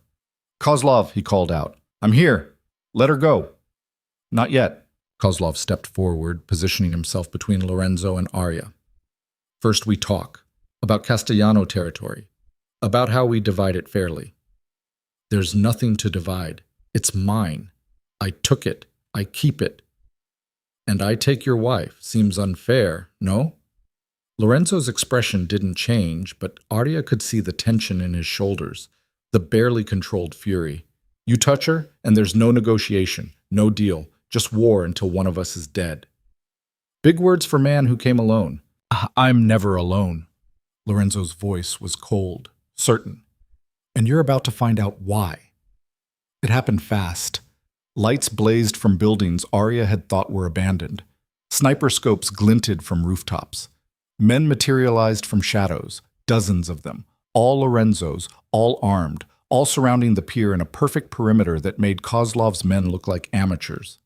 "You think I survived this long by being stupid?" Lorenzo asked conversationally. "You think I'd walk into an obvious trap without insurance? Every man you have is in someone's crosshairs right now. Every exit is blocked. You're not leaving here unless I let you." Kozlov's face went white. "This is trick. You said come alone. I came alone. They've been here for hours, waiting." Lorenzo took a step forward. "Now here's how this works. You let my wife go. You leave Chicago. You never speak her name again. You do that, and maybe you get to keep breathing. And if I refuse, then we all find out how fast my men can kill yours." Lorenzo's eyes went to Arya, still controlled, still calm, but she could see the fear underneath, the barely contained terror of a man standing too close to losing everything. "Your choice." For a long moment, nobody moved. Kozlov's men looking to him for orders. Lorenzo's men waiting for the signal. Dmitri's gun still pressed against Arya's spine. The whole thing balanced on a knife's edge. Then Kozlov laughed, hard and bitter. "You are crazy man, Lorenzo. Completely insane." "Probably. But I'm also the man walking out of here with his wife. You gonna make that difficult?" Kozlov stared at him for another long second. Then he nodded once at Dmitri. "Let her go." The gun left her spine. Dmitri's hands released her arms. And suddenly, there was nothing between Arya and Lorenzo except empty space. She ran, not gracefully, not cinematically, just a desperate sprint across the pier. While her legs threatened to give out and her vision blurred with tears she refused to let fall until she was safe. Lorenzo caught her halfway, his arms wrapping around her so tight she couldn't breathe, but she didn't care. He was solid and real and alive, and nothing else mattered. "I've got you," he said against her hair. "I've got you. You're safe. I promise. You're safe." "You came," she said, and her voice broke on it. "Did you really think I wouldn't?" Before she could answer, gunfire erupted behind them. Arya flinched, but Lorenzo was already moving, his body covering hers as he dragged them both behind a shipping container. More gunshots, shouting, the sound of men dying in the darkness. "Kozlov?" she asked. Being stupid. Lorenzo had his phone out, speaking rapid orders in Italian. "Stay down. This'll be over soon." It was. Whatever advantage Kozlov thought he'd had disappeared in less than 3 minutes.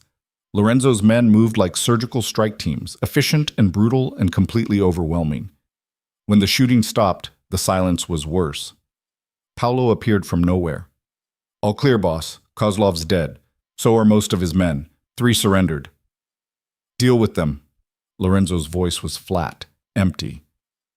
Make it clear what happens to people who touch my wife. Already done. Lorenzo pulled Arya to her feet, his hands running over her face, her arms, checking for injuries the same way he had after the explosion.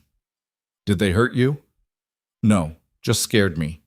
Good, because if they'd hurt you, I'd have made this last a lot longer. He led her to his car, not the one he'd arrived in, but a different one that Paolo had brought. One of Lorenzo's men was already in the driver's seat, another in the passenger side. Security. Always security. The drive back was silent. Lorenzo kept one arm around her the entire time, like he was afraid she'd disappear if he let go. Arya leaned into him and tried not to think about the bodies they'd left behind on that pier, tried not to think about how close she'd come to being one of them. The mansion was chaos when they arrived, Rosa sobbing in the kitchen, freed from the pantry hours ago, but still shaken. Guards everywhere, their numbers doubled from this morning. The entire security system being overhauled by technicians who looked like they'd been pulled from sleep. Lorenzo took Arya straight to their room, closed the door, locked it, then just stood there staring at her like he was trying to memorize her face. I thought I lost you, he said finally. When I got that call and heard your voice, I thought... He stopped, started over. I've never been that scared in my life. You hit it well. Years of practice hiding how I feel. He moved closer, his hands cupping her face. But I can't hide this. Can't pretend anymore that you're not the most important thing in my world. You are. More than the territory. More than the empire. More than my own life. Lorenzo, I love you. He said it like a confession, like something that had been building for months and finally couldn't be contained. I know it's too soon. I know we barely know each other. I know I'm probably the last person you want to hear that from. But I love you, and I almost lost you today, so you need to know. Arya couldn't breathe, couldn't think, could only stare at this dangerous, complicated man who'd just turned her entire world sideways again. Say something, he said when she didn't respond. Anything. Tell me I'm crazy. Tell me to shut up. Just say something. I love you too, she said, and the words felt like jumping off a cliff. I think I have for weeks. I just didn't want to admit it. The expression on his face was worth every terrible thing that had happened to get them here. Relief and joy, and something vulnerable that he usually kept locked away. He kissed her. Not like the brief press of lips at their wedding, not like the desperate connection in the bunker. This was different, deeper, a promise and a claim and a beginning all at once. When they finally broke apart, both breathing hard, Lorenzo pressed his forehead against hers. I need you to understand something, he said quietly. What happened today? It's going to happen again. Maybe not exactly like that, but there will always be threats. Always be people who think hurting you will hurt me. This life doesn't get safer. It gets harder. I know. And you're still choosing to stay? I'm still choosing you. She pulled back to look at him directly. But I'm done being protected from a distance. I'm done being the thing you hide away and hope no one finds. If I'm going to be your wife, really be your wife, then I need to be part of this. All of it. Arya, I'm serious. Today proved that keeping me ignorant doesn't keep me safe. It just makes me an easier target. So teach me. Show me how your world works. Let me actually be your partner instead of your liability. Lorenzo was quiet for a long moment. Then he said, That's going to change you. Knowing what I know, seeing what I see. It'll change who you are. Maybe I want to change. She thought about the girl who'd walked down that aisle 3 months ago, scared and trapped and absolutely certain her life was over. That girl was gone. Had been for a while. Maybe I need to. Okay. He said it simply. Finally. Okay. I'll teach you. Everything. But you have to promise me something. What? Promise me that if it gets too dark, if this life starts taking too much from you, you'll tell me. Promise you won't just disappear into it and lose yourself trying to survive. I promise. She kissed him again, soft and brief. But you have to promise me the same thing. Deal? Deal. They spent that night tangled together in a way they hadn't been before. No careful distance, no uncertain space. Just two people who'd finally stopped lying to themselves about what they meant to each other. The next morning, Lorenzo took her to a meeting. Not a formal sit-down with other families, but a strategy session with his inner circle. Paolo was there. 3 other men Arya recognized from the pier. They all looked at her with varying degrees of surprise when Lorenzo pulled out a chair for her at the table. "Arya stays," Lorenzo said, before anyone could question it. "She's not just my wife. She's my partner. Treat her accordingly." Paolo nodded slowly. "Yes, boss." The meeting covered territory. Who controlled what? Who was likely to make moves in the aftermath of both the Castellanos and now Kozlov? It was complicated and brutal, and Arya understood maybe half of it. But she listened, learned, started to see the patterns. "The Russos are going to be a problem," one of the men, Marcus, said. "Victor's been quiet, but he's ambitious.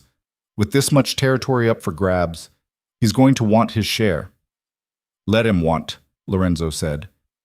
"He makes a move, we shut him down. Hard. And if he brings allies, then we bring bigger allies. The Morettis owe us. So do the Colombians. Victor might have ambition, but we have leverage." It went on like that for 2 hours. By the end, Arya's head was spinning with names and territories and the complex web of alliances that kept the whole thing from collapsing into total chaos. "Questions?" Lorenzo asked when they finally wrapped up. "About 100, Arya admitted. "But they can wait." The men filed out, leaving her alone with Lorenzo in the conference room. He looked exhausted, dark circles under his eyes, tension in his shoulders that wouldn't ease. "Thank you," he said quietly. "For staying, for listening, for not running when you had the chance." "Where would I go?" Arya asked. "Everything I want is here." Something in his expression softened. "Even with everything that comes with it?" "Especially with everything that comes with it." She moved closer, her hand finding his. "We're in this together now, for real. Whatever comes next, we face it as a team." "As a team," Lorenzo repeated like he was testing the words. I like the sound of that. Over the next few weeks, Lorenzo kept his promise. He taught her the business, not the violent parts. He still tried to shield her from those, but the mechanics. How territory worked, how alliances were formed and broken, how money moved through the organization, how to spot threats before they materialized. And slowly, Arya started to find her place in his world, started offering observations in meetings that Lorenzo would actually consider, started building relationships with the wives of other family heads, women who understood this life in ways Arya was just learning. Rosa watched it all with an expression that might have been approval. "You're different now," she said one afternoon. "Stronger. Mrs. Vieri in more than just name." "Is that good or bad?" "Neither. It just is." Rosa smiled slightly. "But Mr. Vieri is different too. Happier. Less..." She paused, searching for the word. "Less alone." Arya thought about that later, watching Lorenzo work in his study. The way he'd glance up every few minutes to make sure she was still there, the way his expression would soften when their eyes met, the way he'd reach for her hand without thinking, like touching her was as natural as breathing. They'd started this as strangers forced together by circumstance. But somewhere along the way, through danger and fear and finally honesty, they'd become something else, something real. "What are you thinking about?" Lorenzo asked, catching her watching him. "How much has changed," Arya said. "How different everything is from that wedding day. Better or worse?" "Different." She moved to sit on the edge of his desk. "Not easier, but better. Definitely better."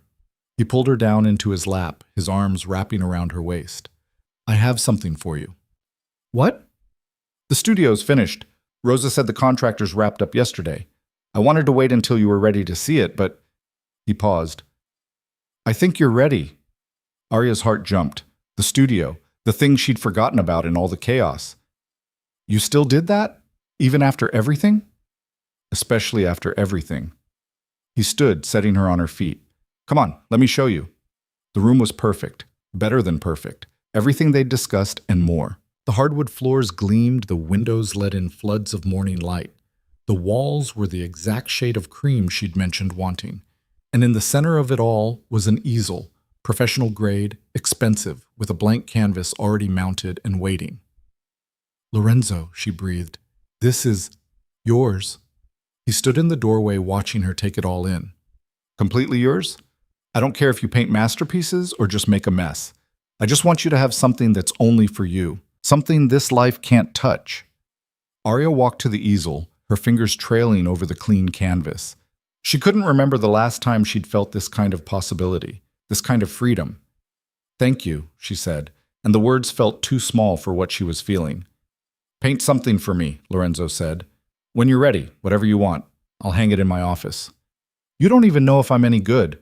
"I don't care. It'll be yours. That's all that matters." She turned to face him, this complicated, dangerous man who'd given her a prison and then set her free within it. "I love you," she said, "in case I haven't said it enough." "You can never say it enough." He crossed the room and pulled her close. "But you're doing pretty good so far." That night, Arya stood in front of the blank canvas with a brush in her hand and no idea what to paint. So much had happened. So much had changed. She was different now, harder in some ways, softer in others. Married to a crime boss, learning to survive in a world that wanted her dead. But she was also free in ways she'd never been before. Free to choose, free to love, free to become whoever she was meant to be. She pressed the brush to the canvas and began to paint. The painting took 3 weeks to finish. Arya worked on it in the early mornings when the light was best, losing herself in color and movement the way she used to as a child. Lorenzo would find her there sometimes, paint streaked across her arms, completely absorbed in something he couldn't see yet. "Can I look?" he'd ask. "Not until it's done." "You're killing me with suspense." "Good. Suffering builds character." He'd laugh and leave her to it, but she could feel his curiosity every time he passed the studio door, could sense him wanting to push but holding back because he'd promised this space was hers alone. When she finally finished, she stood back and looked at what she'd created. It wasn't pretty, wasn't peaceful. Dark reds and blacks dominated the canvas, violent strokes that suggested chaos and fire. But woven through it all were threads of gold, thin and delicate but persistent, creating patterns that only emerged when you looked long enough. Destruction and beauty existing in the same space, violence and love. Their marriage, she realized. Everything it had been and everything it was becoming. "Lorenzo," she called out, "you can come in now." He appeared within seconds, like he'd been waiting just outside. His eyes went immediately to the canvas, and for a long moment he just stared at it. She couldn't read his expression, couldn't tell if he loved it or hated it or was just confused. "It's us," he said finally. "Isn't it?" "Yes." "It's perfect." He moved closer, studying the details. "Hang it in the conference room. I want everyone who comes to this house to see it, to understand what we survived to get here." "The conference room? Not your office?" "My office is private. The conference room is where I do business, where I remind people what I'm capable of." He looked at her, and there was something fierce in his expression. "This painting shows that. Shows that even in the worst circumstances, something beautiful can exist. That's power, Arya. That's what I want them to see." They hung it that afternoon, and true to Lorenzo's word, every person who entered that room noticed it. Some understood it immediately. Others just saw violence and moved on. But it became part of the house's identity, part of their story. 2 months after the Kozlov incident, Victor Russo finally made his move. It started small. Shipments that should have arrived didn't. Payments that were due came up short. Little things that could have been accidents but added up to something deliberate when you knew what to look for. "He's testing you," Arya said during a strategy meeting, "seeing how much he can take before you push back." "Agreed," Paolo said. "Question is, how hard do we push?" Lorenzo was quiet for a long moment, his fingers drumming on the table in a pattern Arya had learned meant he was calculating angles. "We don't push, we pull." "What does that mean?" Marcus asked. "It means Victor wants to play games. We make him regret it, but we do it smart. We take his suppliers, his connections. We make it so that doing business in this city without our approval becomes impossible. And we do it so cleanly that he can't prove we're behind it."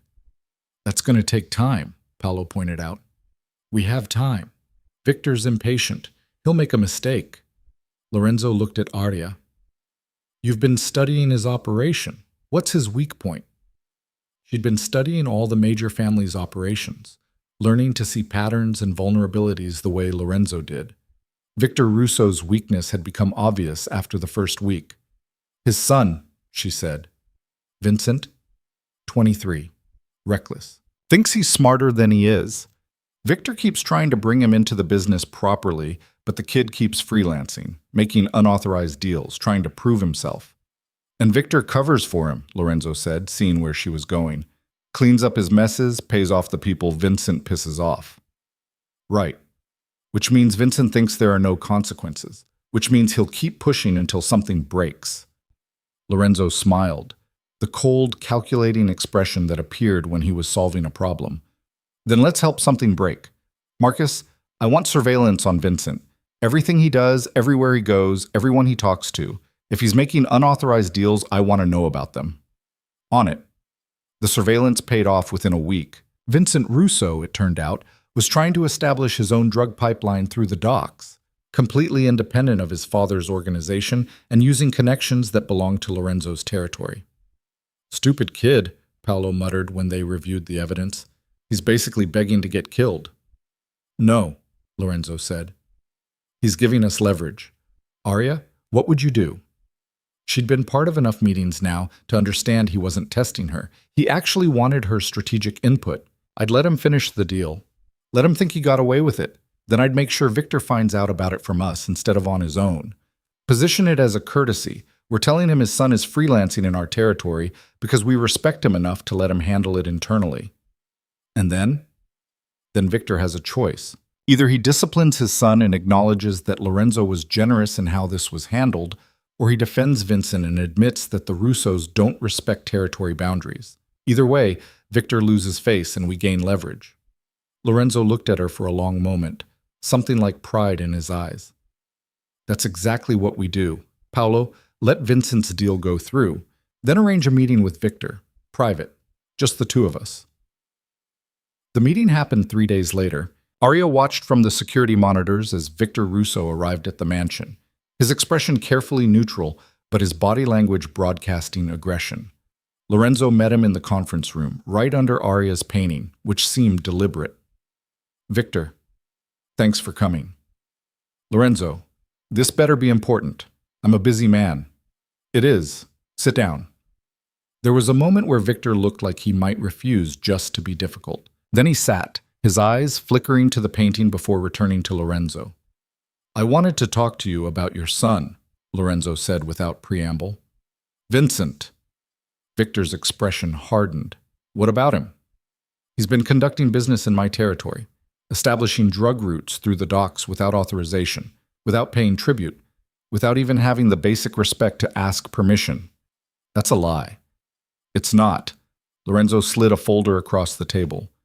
Photos, recordings, financial records, all from the past 2 weeks. Your son thought he could build his own operation under everyone's radar. He was wrong. Victor opened the folder, and Arya watched his face change as he reviewed the evidence. Anger, embarrassment, the realization that his son had made him look weak. Why are you showing me this? Victor asked finally. Why not just kill him and be done with it? Because despite everything, I don't want war with you. You're ambitious, you push boundaries, but you're not stupid. Vincent is young and reckless, but he can learn, or he can die. I'm giving you the choice because I respect what you've built. But make no mistake, if this happens again, I won't be so generous. Victor closed the folder slowly. What do you want? An acknowledgement that Vincent crossed a line, a public one. An assurance that the Russos understand where our territories begin and end. And if I do that, then this stays between us. Vincent gets to learn from his mistake instead of dying from it. And maybe, when the next opportunity comes up for expansion, we talk like civilized people instead of going to war. It was a masterclass in manipulation. Lorenzo was giving Victor exactly what he needed to save face, while simultaneously backing him into a corner where refusing would look even worse than accepting. Fine, Victor said after a long pause. I'll handle Vincent, and I'll make it clear to my people where the boundaries are. Good. Lorenzo stood, extending his hand. I'm glad we could resolve this reasonably. Victor shook it, but his expression suggested he knew exactly what had just happened. He'd been outmaneuvered, and they both knew it. After he left, Lorenzo came to find Arya in his office, where she'd been watching everything unfold. "Well?" he asked. "That was brilliant. You gave him no choice but to comply while making him think you were doing him a favor. I learned from the best." He pulled her close, kissing her forehead.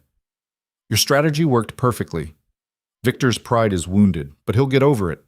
And now everyone knows that crossing our territory has consequences that don't necessarily involve bloodshed." "Is that the goal? Less bloodshed?" "The goal is control. Sometimes that requires violence. Sometimes it just requires being smarter than everyone else." He paused. "You're getting good at this. The strategic thinking, seeing angles before they develop. I have a good teacher. You have good instincts. I'm just helping you refine them." But the peace didn't last. It never did in Lorenzo's world. 3 months after the Victor Russo situation, on a cold November morning, Arya discovered she was pregnant. She stared at the test for what felt like hours, trying to process what it meant. A baby. A child who would be born into this life of violence and danger and calculated risk. A child who would be a target from the moment they took their first breath. She should have been terrified, should have been devastated. Instead, what she felt was determination. "Lorenzo," she called out, finding him in the gym where he'd been working off stress from a difficult negotiation. "We need to talk." He took one look at her face and went still. "What's wrong?" "Nothing's wrong. She held out the test. "I'm pregnant." For several seconds, Lorenzo just stared at the little plastic stick. Then he looked at her, and his expression was unlike anything she'd ever seen. Terror and joy and something so vulnerable it made her chest ache. "You're sure?" 3 tests, all positive. He crossed the distance between them in 2 strides, his hands cupping her face like she was made of glass. How do you feel about this?" "Honestly, I'm scared. This life is dangerous enough for adults. For a child—" She stopped, tried to find the right words. "But I'm also happy. Because it's ours. And because I know you'll protect them the way you protect me." "With everything I have," Lorenzo said fiercely. "I swear to you, Arya, no one will ever hurt our child. Ever." "I know." She put her hands over his. "But we need to be smarter about this. More careful. A baby changes everything." "Then we change everything." He called an emergency meeting that afternoon. Every member of his inner circle, every ally who mattered.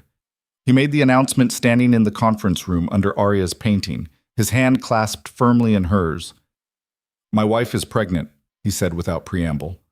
"Which means the stakes just got higher.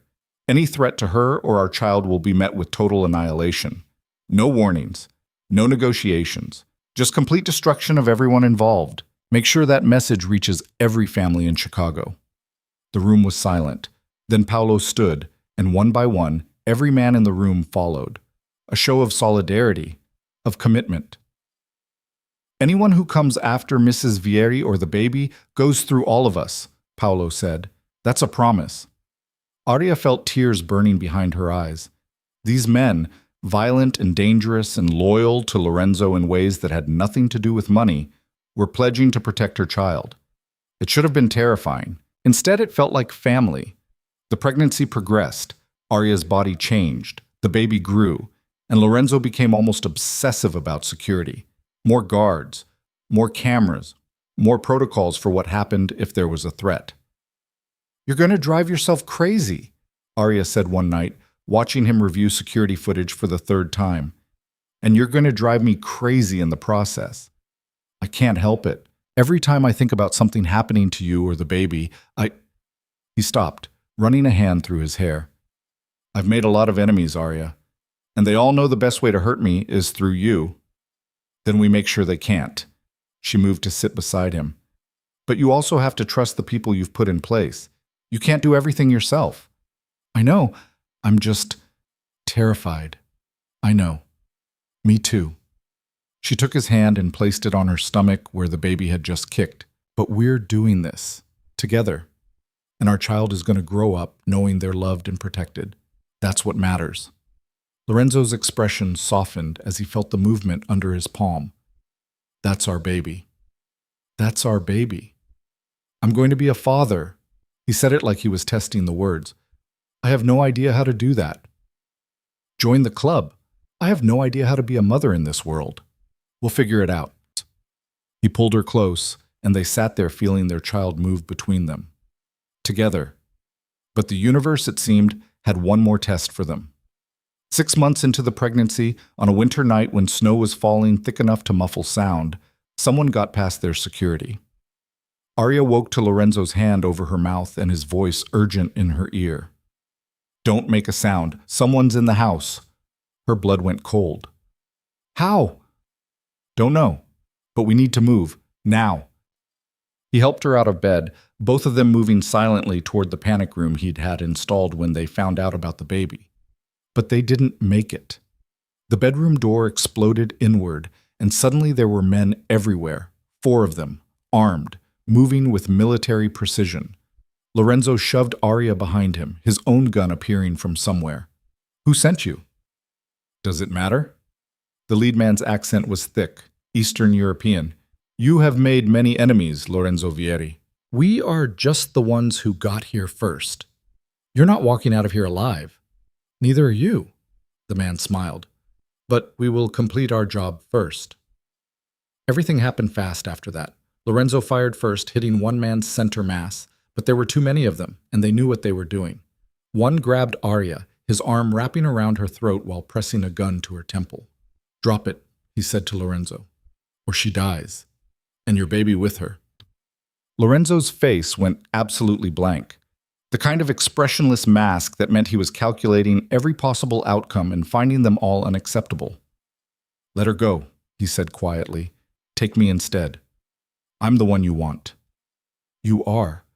But killing her hurts you more, so... The window exploded, glass everywhere, and then Paolo was there with 3 other men, and suddenly the odds shifted. Gunfire erupted. The man holding Arya loosened his grip just enough for her to drive her elbow into his ribs the way Lorenzo had taught her. He grunted, and she dropped, covering her stomach with her arms as Lorenzo put 2 bullets in the man's chest. The fight lasted maybe 90 seconds. When it was over, all 4 intruders were dead, and Lorenzo was bleeding from a wound in his shoulder that he was trying to pretend didn't exist. Arya! He was at her side immediately, his hands running over her stomach. Are you hurt? Is the baby? I'm okay. We're okay. She was shaking so hard she could barely speak. Lorenzo, your shoulder. Doesn't matter. You're what matters. Paolo appeared in the doorway, his expression grim. They came in through the service entrance. Someone on our security detail let them in. We're hunting him now. Find him, Lorenzo said, his voice cold. And make sure everyone knows what happens to traitors. Already on it, boss. They took Lorenzo to the hospital. Not a regular one, but a private facility that asked no questions and treated wounds that definitely came from gunfights. The bullet had gone clean through his shoulder. Painful, but not life-threatening. While they patched him up, Arya sat beside him, holding his good hand and trying not to think about how close they'd come to losing everything. This has to stop, she said quietly. I know. I mean it, Lorenzo. Our baby is going to be here in 3 months. And I won't bring them into a world where people break into our home and try to kill us in our sleep. What do you want me to do? His voice was raw, exhausted. Leave the business? Walk away from everything? No. I want you to end it, once and for all. Figure out who keeps coming after us and eliminate the threat. Not just the soldiers. The source. Make it clear that we're not targets anymore. That's easier said than done. Then figure it out. She looked at him directly. Because I love you, and I want to grow old with you, but not if every day is Russian roulette with our lives. Lorenzo was quiet for a long time. Then he said, Okay, I'll end it. Whatever it takes. The investigation took 2 weeks. 2 weeks of Lorenzo barely sleeping, barely eating, obsessively tracking down every lead until he finally found what he was looking for. It's not one family, he told Arya, showing her the web of connections he'd mapped out. It's a coalition, 5 different organizations who've been coordinating attacks. They figured that together they could take me down when individually they couldn't. Who are they? He rattled off names. Some she recognized, some she didn't. The problem is they're too spread out to hit all at once. Take out one, the others go to ground. We need a different approach. What kind of approach? The kind where we make them come to us. All of them. At the same time. It was risky. Insane, actually. But Lorenzo had learned from every fight, every negotiation, every near-death experience. He knew how to manipulate people, how to make them think they were winning right up until they lost. He spread a rumor through carefully selected channels that he was weakened, that the pregnancy had made him soft, that he was considering retirement, that his territory was vulnerable for the first time in years. "They'll come," he said confidently. "They won't be able to resist." He was right. Within a week, representatives from all 5 families reached out requesting a meeting, a discussion about transitional arrangements for when Lorenzo stepped back. "They think they're coming to watch me surrender," Lorenzo said. "They're actually coming to their own funeral." The meeting was scheduled for a warehouse Lorenzo owned near the docks, neutral territory, allegedly. He made a show of bringing minimal security, of looking tired and defeated, of playing the role of a man who'd realized he couldn't win. Arya watched from a building across the street, monitors showing her every angle of the warehouse. Paolo was beside her, armed and ready. 20 more men were positioned in locations the coalition didn't know about. "Are you sure about this?" Paolo asked as the representatives arrived. "If something goes wrong—" "Nothing's going wrong," Arya said with more confidence than she felt. "Lorenzo knows what he's doing." Inside the warehouse, Lorenzo stood at the center of the empty space as the 5 representatives formed a semicircle around him. She recognized the setup immediately. They were positioning themselves for maximum intimidation. "Gentlemen," Lorenzo said, "thank you for coming. We appreciate your willingness to see reason," one of them replied. A man named Chen who controlled gambling operations. "It's not easy admitting when you're beaten." "I'm not beaten," Lorenzo said calmly. "I'm just tired of killing people. There's a difference." "Then what's this about?" "We heard you wanted to discuss terms." "I do, but not the terms you're thinking." Lorenzo's expression went cold, hard. "Here are my terms. You leave Chicago, all of you. You dissolve your operations and you never come back. You do that, and you get to live." The room went silent. Then Chen laughed. "You're joking." "Do I look like I'm joking?" "You're outnumbered, Lorenzo. We have resources you can't match, forces you can't fight. You're one man trying to hold on to an empire that's already crumbling. I'm one man with enough explosives planted in each of your operations to level them simultaneously," Lorenzo said, "along with detailed evidence of your illegal activities ready to be delivered to federal prosecutors, along with the names and locations of everyone who works for you, along with enough leverage to destroy everything you've built in a matter of hours." The mood in the room shifted immediately. Arya watched the representatives' faces change from confidence to confusion to dawning horror. "You're bluffing," Chen said, but his voice had lost its certainty. "Try me." Lorenzo pulled out his phone. "I have one button to press, one call to make, and your world ends. Or you can walk away right now, retire quietly. Live to see your grandchildren, your choice." "You wouldn't—" "I killed Marco Castellano. I killed Alexei Kozlov. I've buried more threats than you can count. What makes you think I'd hesitate to bury you too?" Another of the representatives, a woman named Isabella, who ran money laundering operations, spoke up. "How do we know you actually have what you claim?" Lorenzo's phone buzzed. He glanced at it and smiled. "That's your warehouse in Gary, the one where you keep your off-the-books accounting. It just caught fire. Should be completely destroyed in about 15 minutes. Isabella's face went white as her own phone started ringing. Frantic calls from her people, Arya assumed. "Next is your chemical plant," Lorenzo said to another representative. "Then your shipping facility. Then your restaurant franchise that's actually a front for drug distribution. I can keep going, or you can make the smart choice." One by one, the representatives looked at each other, looked at Lorenzo, realized they'd been outmaneuvered by someone they'd underestimated. "We leave Chicago," Chen said finally. "We disband our operations. You destroy the evidence, and we never speak of this again." "Deal." Lorenzo pocketed his phone.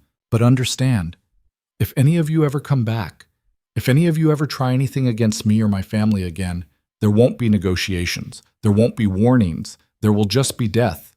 Are we clear? They were clear. The coalition disbanded within a month. Operations shut down. Territories abandoned. Some of the representatives actually did retire. Others relocated to other cities where Lorenzo's reach wouldn't follow them. And for the first time in years, Chicago was quiet. Is it really over?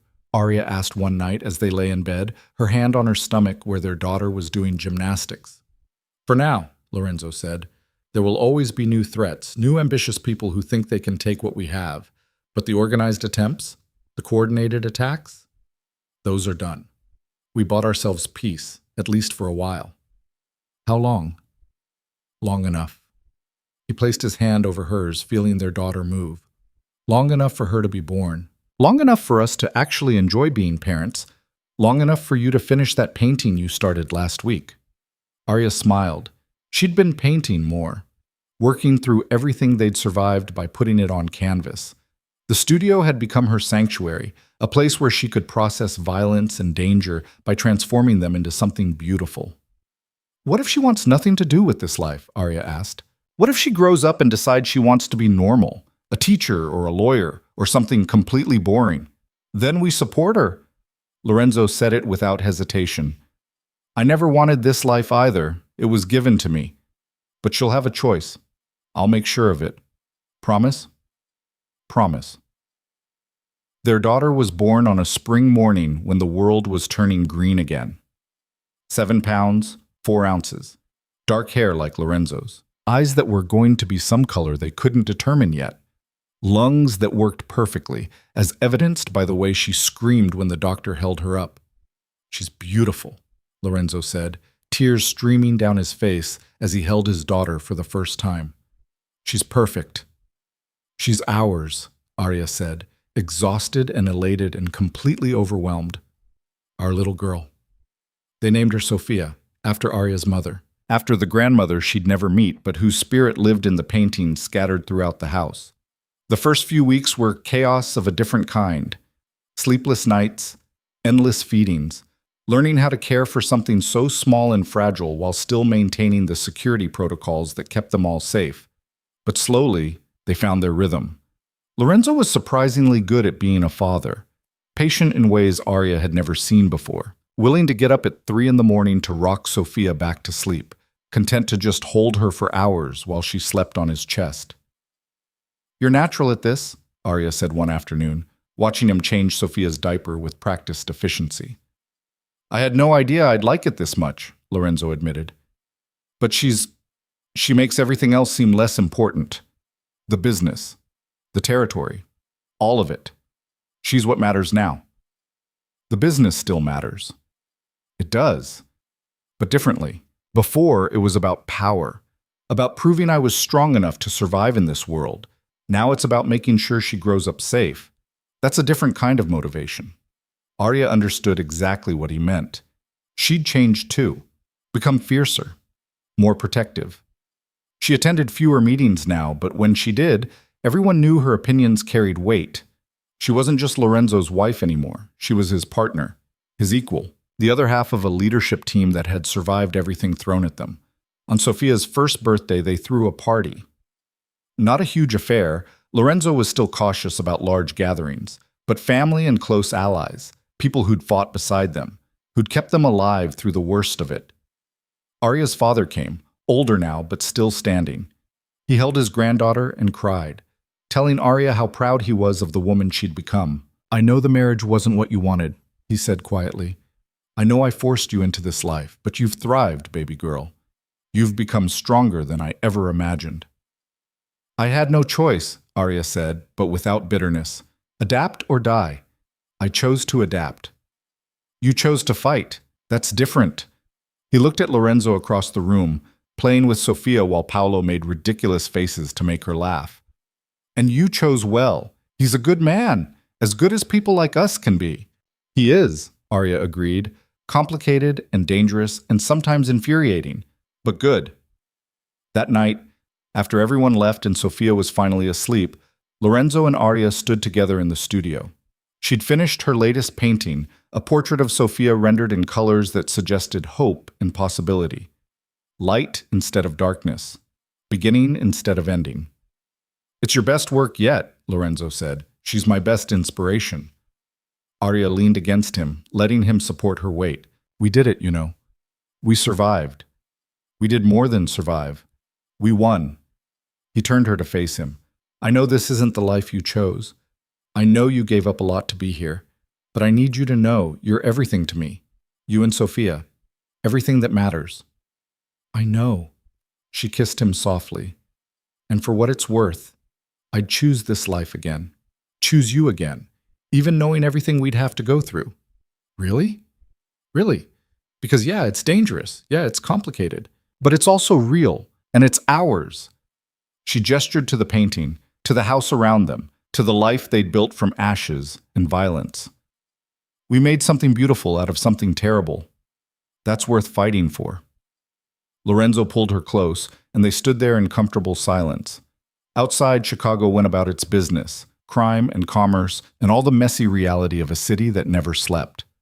But inside their fortress, in their carefully constructed world, there was peace. The kind of peace that came from knowing the threats were managed. The enemies were neutralized. The family was protected. It wasn't perfect.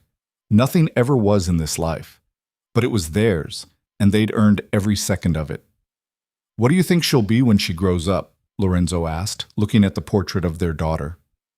Strong, Arya said immediately. Whatever else she becomes, she'll be strong, because she's our daughter. And we're going to teach her how to survive in this world without losing herself.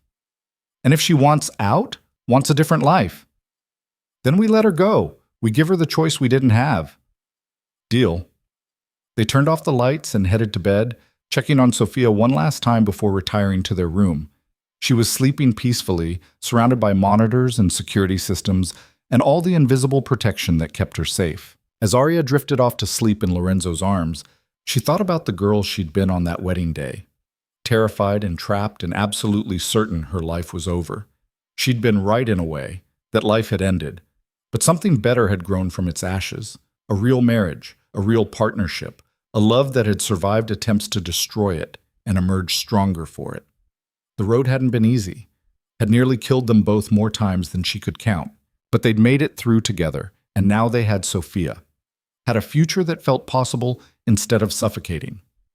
That was enough. More than enough. It was everything. Years later, people would tell stories about Lorenzo Vieri and his wife, about how they'd survived wars and betrayals and built an empire that lasted, about how they'd transformed from strangers forced together by circumstance into something legendary. But the real story was simpler. It was about two people learning to trust each other in a world built on suspicion, about choosing love in the middle of violence, about creating beauty despite everything trying to make them ugly. It was about survival, yes, but more than that, it was about deciding what was worth surviving for. And in the end, surrounded by family and security and all the complicated infrastructure of their life, Arya and Lorenzo had found their answer. Each other. Always each other. That was the thing worth fighting for, worth bleeding for, worth building a world around. That was love in the Mafia. Messy and dangerous and absolutely real. And they wouldn't have traded it for anything.